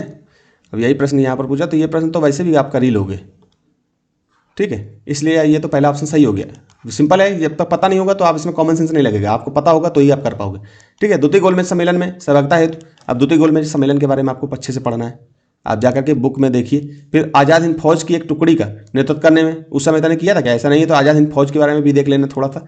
बाकी हमने सिंपल जो है उषा मेहता और उनसे संबंधित जो और महिलाएं स्वतंत्रता आंदोलन में थी वहां से यूपीएससी प्रश्न बनाएगा, इसलिए मैंने जो है यहाँ पर इनके बारे में लिख रखा है। बाकी आप इसके बारे में जैसे पंडित जवाहरलाल नेहरू की अंतरिम सरकार गठन में सहायक भूमिका, ये सब गलत ऑप्शन है इस आधार पे, क्वेश्चन के आधार पे, इसलिए हम जो है इसके बारे में सिंपल देखेंगे। तो यहाँ पर देखते हैं हम, ये क्या है, भारतीय स्वतंत्रता आंदोलन में उषा मेहता को मुख्य रूप से 1942 में भारत छोड़ो आंदोलन के दौरान गुप्त कांग्रेस रेडियो भूमिगत रेडियो स्टेशन चलाने के लिए जाना जाता है, जिसके माध्यम से उन्होंने ब्रिटिश सेंसरशिप को तोड़ते हुए आंदोलन की खबरें और स्वतंत्रता सेनानियों के संदेश प्रसारित किए, जिससे जनता में जागरूकता और प्रतिरोध की भावना को बल मिला और वे एक मुख्य या प्रमुख गांधीवादी नेता के रूप में उभरी। ठीक, अब प्रारंभिक प्रतिरोध में कौन कौन सी महिलाएं थी, तो जैसे रानी वेलु नाचियार, इनके बारे में पढ़ना। 19वीं सदी की बात हो रही है, ठीक है, इसका मतलब 1800 ईस्वी के आसपास। कित्तूर रानी चेन्नम्मा, रानी लक्ष्मीबाई, आपको पता है इनके बारे में 1857 के विद्रोह, ये सब पीडीएफ में दूंगा, आप पढ़ लेना। ठीक है, बेगम हजरत महल, उदय देवी, झलकारी बाई। अब ये यूपीएससी प्रश्न बना देगा इनसे, इसलिए मैंने इनको सबके बारे में दे दिया थोड़ा थोड़ा। अब दूसरी स्लाइड में मैंने क्या दिया, राष्ट्रीय आंदोलन गांधीवादी युग में कौन कौन सी, जैसे एनी बेसेंट, मैडम भीकाजी कामा, कस्तूरबा गांधी, सरोजिनी नायडू, कमला देवी चट्टोपाध्याय, कमला नेहरू। अब इनके बारे में आप पॉज करके यहाँ पर रुका भी हूँ, आप देख के पढ़ लीजिए रोक करके, या फिर मैं पीडीएफ दूंगा उसमें पढ़ लीजिए। अब क्रांतिकारी और अन्य आंदोलन, यूपीएससी पूछ लेगा क्रांतिकारी और आंदोलन में अन्य योगदान में कौन कौन सी महिलाएं शामिल थी, रख देगा। प्रीति लता वाडेकर, कैप्टन लक्ष्मीबाई सहगल, दुर्गाबाई देशमुख, रानी गैडिल्लू के बारे में आपको पता होगा, तो इनके बारे में पूछ लेगा, तो ये जो है आप नहीं कर पाओगे, तो इसलिए आपको देखना। और फैक्चुअल सवाल पूछ लेता है, यहाँ पर कॉमन सेंस भी काम नहीं करता है, एलिमिनेशन भी काम नहीं करता है। जब कॉमन सेंस आपको नहीं पता होगा तो एलिमिनेशन भी नहीं लगेगा। ठीक है, तो ये बेसिक नॉलेज है, बेसिक नॉलेज आपको पढ़ना चाहिए। जब यूपीएससी पूछ चुका है तो आपको और ध्यान से देखना। ठीक है, तो इनके बारे में देखना। बाकी ऑप्शन जो ऊपर दिए थे इसमें क्वेश्चन में, जैसे दो गोलमेज सम्मेलन, इसके बारे में थोड़ा देख लेना आप लोग। आज़ाद हिंद फौज, क्योंकि देखिए यहाँ पर बहुत चीज़ें नहीं दी जा सकती कि यही आप पढ़ते रहोगे, भाई बुक में सब चीज़ें दी हैं वहीं से तो हम निकाल के यहाँ पर रख रहे हैं, तो यहाँ तो आपका रिवीजन हो गया। जहाँ से प्रश्न बन सकता है उनके बारे में आपको दे दिया, क्योंकि जो चीज़ें याद नहीं कर सकते, जैसे आप ये सब बार बार नहीं याद कर सकते किताब खोल करके, तो आपको यहीं पर देख लेना है। बाकी जैसे गोलमेज सम्मेलन कॉन्सेप्ट है तो आप पढ़ लोगे, पता भी चल जाएगा। आज़ाद हिंद फौज के बारे में थोड़ा जानकारी लीजिए, पंडित जवाहरलाल नेहरू की अंतिम सरकार के बारे में आपको पता ही होगा थोड़ा बहुत, तो ये जान लोगे। जो कि जहाँ से प्रश्न फैक्ट हैं वहाँ से जो यूपीएससी जो प्रश्न बनाएगा, इनके बारे में मैंने थोड़ा थोड़ा दे दिया। अब आगे चलते हैं हम 70 नंबर प्रश्न में, कि भारतीय स्वतंत्रता आंदोलन के काल के संदर्भ में नेहरू रिपोर्ट के बारे में। अभी देखिए कॉमन सेंस से हो जाएगा ये प्रश्न। निम्नलिखित में से किसकी अनुशंसा की गई थी। ठीक, अब देखिए सिंपल प्रश्न है, नेहरू रिपोर्ट 1928 के आसपास आई थी, मोतीलाल नेहरू ने प्रस्तुत किया था। अब उस समय जो है पूर्ण स्वतंत्रता की बात नहीं की गई थी, उनको जैसे यूएस वगैरह कनाडा वगैरह में जो चल रहा था वहां पर आप इसको सिंपल सोचिए कि डोमिनियन स्टेटस की बात की गई थी कि हमको जो है पूर्ण स्वतंत्रता नहीं चाहिए, लेकिन डोमिनियन स्टेटस दे दीजिए, कुछ भाग हम कुछ चीज़ों पर हमारा पूर्ण अधिकार होगा, कुछ चीज़ पर आप जो है अधिकार होगा। तो मतलब थोड़ा सा आप लगाइए, थोड़ा सा हमें पट, हम देश को चलाएंगे, ठीक है। तो इसका मतलब थोड़ा अर्ध स्वतंत्रता हमको मिल जाए, थोड़ी सी स्वतंत्रता मिल जाए, मतलब अर्ध स्वतंत्रता मिल जाए, तो उसी को हम डोमिनियन स्टेटस बोल देते हैं। तो डोमिनियन स्टेटस के बारे में और भी देख लेना अच्छे से। तो पहला जैसे गलत हो गया, तो यहाँ पर पूर्ण स्वतंत्रता की बात नहीं की गई थी, इसलिए नेहरू रिपोर्ट में पूर्ण स्वतंत्रता की बात नहीं की, इस आधार पर पहला गलत हो जाएगा। तो पहले जैसे आपने काटा, एलिमिनेशन लगा, कॉमन सेंस लगाया, बेसिक नॉलेज आपको पता है, तीनों चीजें पता है आपको, क्वेश्चन आपके हाथ में करता था, डी कटा, बी आपका ऑप्शन हो गया। इसका मतलब 70 का बी ऑप्शन हो गया। अब क्या कह रहा है, अल्पसंख्यकों आरक्षित स्थानों के लिए संयुक्त निर्वाचन क्षेत्र, ये बिल्कुल सही है। संविधान में भारतीयों के लिए मौलिक अधिकारों को प्रावधान, ये बिल्कुल सही है। इसके बारे में हमने अलग से दे भी दिया कि भारतीय स्वतंत्रता आंदोलन के संदर्भ में नेहरू रिपोर्ट 1928, साइमन कमीशन के बहिष्कार के बाद भारतीयों द्वारा संविधान बनाने की चुनौती के जवाब में मोतीलाल नेहरू की अध्यक्षता में बनी एक समिति की रिपोर्ट थी। बोला था नेहरू रिपोर्ट में बोला गया था कि हम अपनी सरकार खुद बना लेंगे, आपको जरूरत नहीं है, ठीक है। जिसने भारत के पूर्ण सुशासन, डोमिनियन स्टेटस, मौलिक अधिकारों और संघीय ढांचे के साथ एक नए संविधान की रूपरेखा प्रस्तुत की, जो स्वतंत्रता संग्राम को एक नई दिशा और ऊर्जा देने का एक महत्वपूर्ण कदम था। हालांकि इसे सभी सांप्रदायिक समूहों द्वारा स्वीकार नहीं किया, कुछ लोग इसका बहिष्कार कर रहे थे कि भाई ये हमारे हिसाब से सही नहीं है, ठीक है, मुस्लिम और भी होंगे, ठीक है। तो डोमिनियन स्टेटस के बारे में आप देख लेना, जैसे कनाडा, ऑस्ट्रेलिया की तरह भारत को ब्रिटिश साम्राज्य के भीतर डोमिनियन स्टेटस, सुशासन प्राप्त हो। जैसे कनाडा, ऑस्ट्रेलिया में जैसे सरकार चलती, सुशासन मिला था, वैसे हमको भी सुशासन मिल जाए। पूर्ण स्वतंत्रता की बात नहीं की गई थी।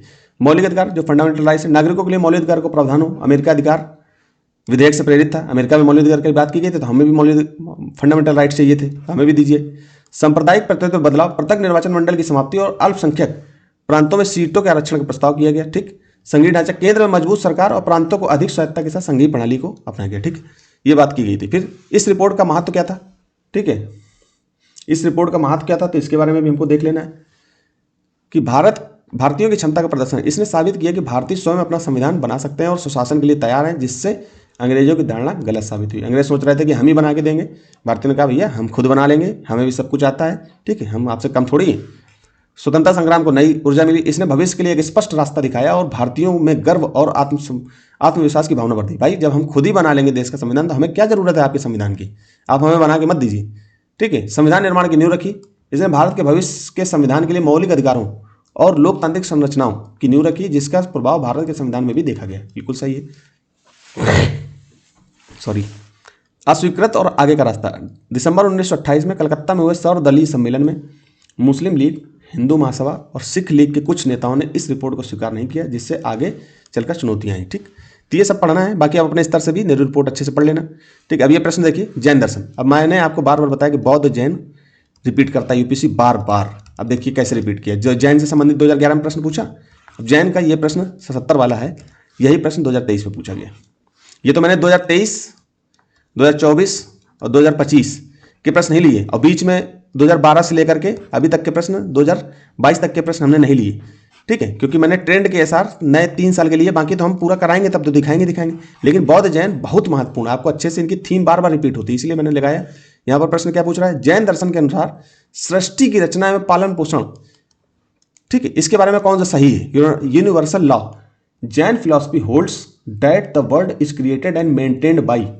अब ये सार्वभौमिक विधान से हुआ है, ये बिल्कुल सही है, यही ऑप्शन है। आप जैन और बौद्ध पढ़ोगे तो आपको पता चल जाएगा कि ये यूनिवर्सल लॉ से संबंधित है। अब इसके बारे में आपको अच्छे से दिया भी हुआ है। अब यहाँ पर क्या पूछना है, आत्मा केवल जंतु और पादप जीवन की संपदा नहीं, बल्कि शिलाओं, प्रवाहित जलधाराओं, अन्य अनेक प्राकृतिक वस्तुओं के भी है, जिन्हें अन्य धार्मिक संप्रदाय जीवित नहीं मानते, ठीक। अब इसके बारे में ये किसका कथन है, यूपीएससी ने पूछ लिया, ऐसे ही कथन रख देता है। अभी यूपीएससी ने कई बार ऐसे कथन रखा, 2020 का भी प्रश्न है, वहां पर भी ऐसे कथन उठा के रख दिया और पूछ लिए। उपरोक्त कथन प्राचीन भारत के निम्नलिखित में से किस एक धार्मिक संप्रदाय के मूलभूत विश्वास को प्रतिनिधित्व करता है। अब किसमें प्रतिनिधित्व होता है, जैन धर्म में होता है, जैन परंपरा में होता है, ठीक है। बाकी हमने इसमें जैन दर्शन के बारे में थोड़ा दिया, आप इसके बारे में पढ़ लो। जैन दर्शन के अनुसार सृष्टि की रचना किसी ईश्वर द्वारा नहीं, बल्कि एक शाश्वत और अनादि सार्वभौमिक विधान और सत्य के अनुसार हुई है, जिसमें जीव और अजीव, अजीव में जैसे पदार्थ, धर्म, अधर्म, आकाश, काल, नमक 6 शाश्वत द्रव्य हैं जो अनादिकाल से अस्तित्व में है और कर्मों के अनुसार बदलते रहते हैं। पालन पोषण भी इसी प्राकृतिक अनादि अनंत चक्र का हिस्सा है, जहां हर जीव अपने कर्मों के फल भोगता है और मोक्ष प्राप्त करने का प्रयास करता है। इसमें किसी बाहरी शख्स का हस्तक्षेप नहीं है। 6 द्रव्यों का खेल कैसे, ब्रह्मांड 6 शाश्वत द्रव्य मूल तत्वों से बना है। 6 शाश्वत द्रव्य का मतलब मूल तत्वों से बना है, जिसमें जीवा, चेतन आत्माएं, अजीव, जड़ पदार्थ, फिर पुद्गल, धर्म, अधर्म, आकाश, काल, इनके बारे में भी बता दिया। ये जो ऊपर दिया हमने अजीव, अजीव के बारे में, ये जैसे अजीव है इनके भी अंदर जो है पॉइंट दिए गए हैं। ठीक है, जो मुख्य मुख्य है उनकी हम चर्चा करेंगे। पुद्गल जैसे भौतिक पदार्थ, परमाणु, कण। धर्म है गति का माध्यम, स्थिरता। अधर्म आकाश में स्थान, अवकाश जो परिवर्तन लाता है। काल मतलब समय जो परिवर्तन लाता है। ठीक, फिर सार्वभौमिक नियम क्या है, उसी विषय में तो यूपीएससी पूछ रहा था, वही विषय सही है ये इसके बारे में भी तो पढ़ेंगे हम। इन मूल तत्व या द्रव्यों की अंतःक्रिया और परिणमन, ये परिवर्तन एक सार्वभौमिक कानून के तहत होता है जो सृष्टि को चलाता है, ईश्वर निर्मित नहीं है। जैन धर्म ये मानता है कि ये सृष्टि जो है ईश्वर निर्मित नहीं है। जैन धर्म सृष्टि के रचयिता ईश्वर को नहीं मानता। ब्रह्मांड ना कभी बना है और ना कभी नष्ट होगा, यह नित्य है, यूनिवर्सल है। ठीक है, इसकी बात कर रहा है। अब पालन पोषण के बारे में भी यूपीएससी ने पूछ लिया था, हम यहाँ पर भी इसके बारे में डाल देंगे। ठीक, ये पूछा था, इसके बारे में भी हमको देख लेना कि यूपीएससी फिर से रिपीट करेगा तो हम कम से कम पता हो। तो ये क्या है, पालन पोषण मतलब मेंटेनेंस। कर्म का सिद्धांत है, प्रत्येक आत्मा अपने कर्मों के अनुसार फल भोगती है, वो ईश्वर या बाहरी शक्ति इसमें हस्तक्षेप नहीं करता। ठीक, यूपीएससी यही रख देगा कि पालन पोषण के अंतर्गत निम्नलिखित कथनों पर विचार कीजिए। रख देगा कर्म का सिद्धांत, जीवों की स्वतंत्रता, चक्रीय प्रक्रिया, अनादि अनंत अस्तित्व। ठीक है, जीवों का स्वतंत्रता, हर जीव या आत्मा अपने भाग का स्वामी और अपनी इच्छा शक्ति से ही कर्मों का चयन करता है। चक्रीय प्रक्रिया मतलब सृष्टि का चक्र अनादि और अनंत है। जीव जन्म मरण के चक्र संसार में अपने कर्मों के कारण घूमते रहते हैं जब तक कि वे मोक्ष प्राप्ति नहीं कर लेते। यह अधिकतर धर्मों में भी मूलभूत चीज़ों में ये शामिल हो जाता कहीं कहीं। अनादि अनंत अस्तित्व, सृष्टि का पालन पोषण भी इसी प्राकृतिक व्यवस्था का हिस्सा है जहाँ चीज़ें बनती हैं और बिगड़ती हैं, लेकिन मूल तत्व तो शाश्वत रहते हैं। ठीक, तो ऐसे ही आपको अच्छे से पढ़ना है। अब ये एक प्रश्न और बचा हुआ है लास्ट, ये 2 प्रश्न और बचे, इन्हीं की चर्चा करके बस खत्म करते हैं। सिंधु घाटी सभ्यता के संदर्भ में निम्नलिखित कथनों पर विचार कीजिए। यह प्रमुखता लौकिक सभ्यता थी तथा इसमें धार्मिक तत्व यद्यपि उपस्थित था, वर्चस्वशाली नहीं था। अब देखिए कॉमन सेंस से प्रश्न हो जाएंगे।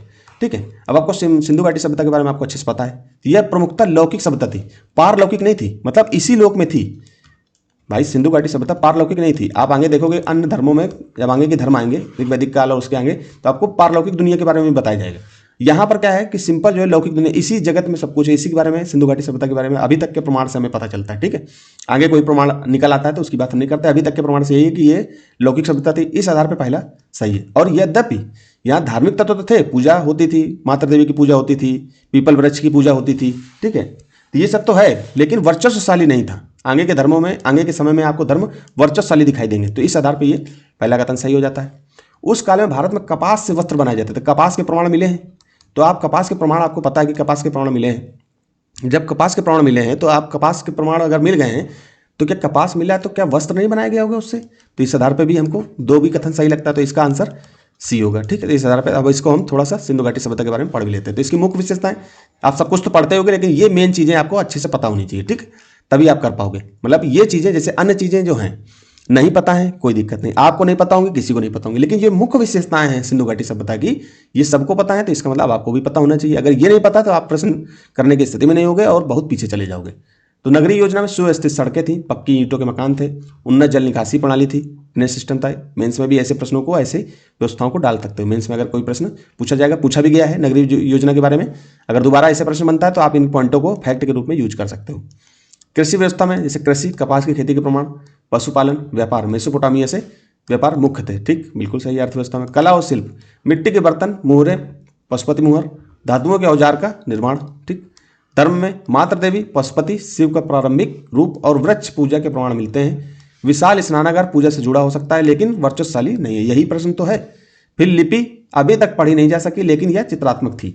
अब यूपीएससी फिर से ये प्रश्न बना सकता है, सिंधु घाटी सभ्यता से बनाता ही है तो फिर से बना देगा। अभी जो है हमारे तमिलनाडु के जो मुख्यमंत्री हैं MK स्टालिन सर, उन्होंने बोला कि जो भी सिंधु घाटी सभ्यता की लिपि को पढ़ लेगा तो उसको हम कुछ $8 मिलियन ऐसे कुछ डॉलर उन्होंने इनाम की बात करी कि उनको जो हम इनाम देंगे, पैसा देंगे। तो अगर ऐसा कुछ होता है तो यूपीएससी इससे प्रश्न बना देगा। वैसे भी काफ़ी चर्चा में चल रहा था ये अभी 6 महीने पहले, तो यूपीएससी प्रश्न बना देगा, इसलिए आपको ध्यान रखना। ठीक, प्रमुख स्थल में हड़प्पा पाकिस्तान, मोहनजोदड़ो पाकिस्तान, लोथल गुजरात, धौलावीरा गुजरात, कालीबंगा अकीगढ़ी, और भी स्थान है उनके बारे में आप विस्तार से किताब में देखिए, क्योंकि सब कुछ यहाँ पर नहीं दिया जा सकता, लेकिन कोशिश की जाती है कि मोटा मोटा आपको रिवीजन करा दिया जाए। तो यहाँ पर रिवीजन आपका इतना हो गया, अब बाकी आप अपने स्तर से पढ़ ही रहे होगे तो इतना रिवीजन करके पेपर टाइम में इसको और 1-2 बार देख लेना, तो आपको फायदा मिल जाएगा। ठीक है, तो हम आगे देखते हैं धर्म और रित के बारे में। धर्म और रित क्या है? अब ये शब्दावली आपको पता होगी तो ये प्रश्न आप कर लोगे, बाकी आप कॉमन सेंस भी थोड़ा बहुत लगाओगे तो आपको आंसर आपके हाथ में। भारत की प्राचीन वैदिक सभ्यता के एक केंद्रीय विचार को चित्रित करते हैं। इस संदर्भ में लिखे कथनों पर विचार कीजिए। धर्म व्यक्ति के दायित्वों एवं स्वयं तथा दूसरों के प्रति व्यक्तिगत कर्तव्यों की संकल्पना था। मान सकते हो कि हो सकता है कि ऐसा हो, लेकिन हमें अभी पूर्णतः इसके बारे में नहीं पता, तो हम ज़्यादा इसके बारे में नहीं कह सकते। ठीक है, मान सकते हैं कि ऐसा होगा। ठीक, कॉमन सेंस में सिंपल देखो कि धर्म व्यक्ति के दायित्व। धर्म क्या होता है? धर्म का मतलब यहाँ पर हम किसी रिलीजन से बात नहीं कर रहे हैं। आपका धर्म क्या है? पढ़ाई करना। आपका धर्म क्या है? लोगों की सेवा करना। ठीक है, नैतिक दायित्व क्या होता है? वही तो धर्म है। तो यहाँ दायित्व की बात तो कर रहे थे, इस आधार पर आपको एक सही होगा। रित क्या है? रित हमें नहीं पता कुछ, लेकिन हम सिंपल इसको पढ़ेंगे। मूलभूत नैतिक विधान था, मान लेते हैं, जो सृष्टि और उसमें अंतर्निहित सारे तत्वों के क्रियाकलापों को संचालित करता था।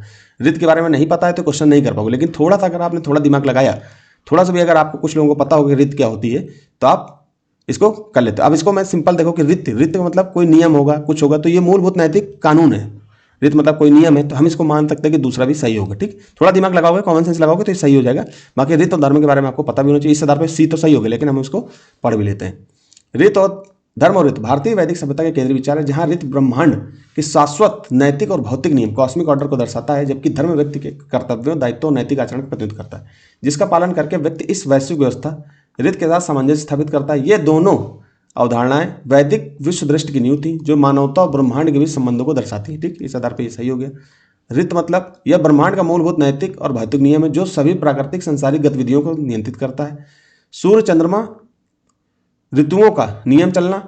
ऋत का मतलब आप सिंपल ऋतु भी लगाते दिमाग, मेरे दिमाग में यही चीज़ चल रही थी जब मैं देख रहा था प्रश्न, कि यहाँ पर अगर ऋतु का मतलब होता है कि ऋतु कैसी होती है, जो मौसम वगैरह चेंज होता है, ये क्या होता है? नैतिक विधान है।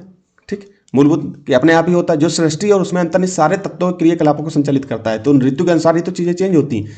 बारिश होती है, गर्मी आती है, और गर्मी से मानव को क्या प्रभाव पड़ता है, जीवों पर क्या प्रभाव पड़ता है। पानी, बारिश होगी तो पानी आएगा, पानी होगा तो क्या होगा? फिर से जल भरेगा जमीन पे। ठीक है, धरती पर, उससे क्या होगा कि हम उसका यूज कर पाएंगे, जंतु उसका यूज कर पाएंगे। इस तरह से आप कॉमन सेंस लगाते तो हो जाता। तो वरुण, चंद्रमा, ऋतुओं का नियम चलना और ग्रहों की गति सब ऋत के अधीन है। ठीक, तो ऋत के बारे में आपको अच्छे से पता होना चाहिए। वरुण देव को ऋत के संरक्षक, ऋतस्य गोपा के रूप में देखा जाता है, और इसे बनाए रखने के लिए यज्ञ या बलिदान महत्वपूर्ण थे। ठीक, फिर धर्म में ये पॉइंट हटा देना। यह व्यक्तिगत दायित्वों, नैतिक कर्तव्यों और सही आचरण की अवधारणा, जो व्यक्ति की सामाजिक स्थिति और जीवन के चरण पर आधारित है। यह वह मार्ग है जो भौतिक और आध्यात्मिक समृद्धि की ओर ले जाता है। धर्म का पालन करके व्यक्ति रित ब्रह्मांडीय व्यवस्था के साथ जुड़ता है, जिससे संतुलन बना रहता है। ठीक, तो ऐसे ही आपको दिमाग लगा के पढ़ना है।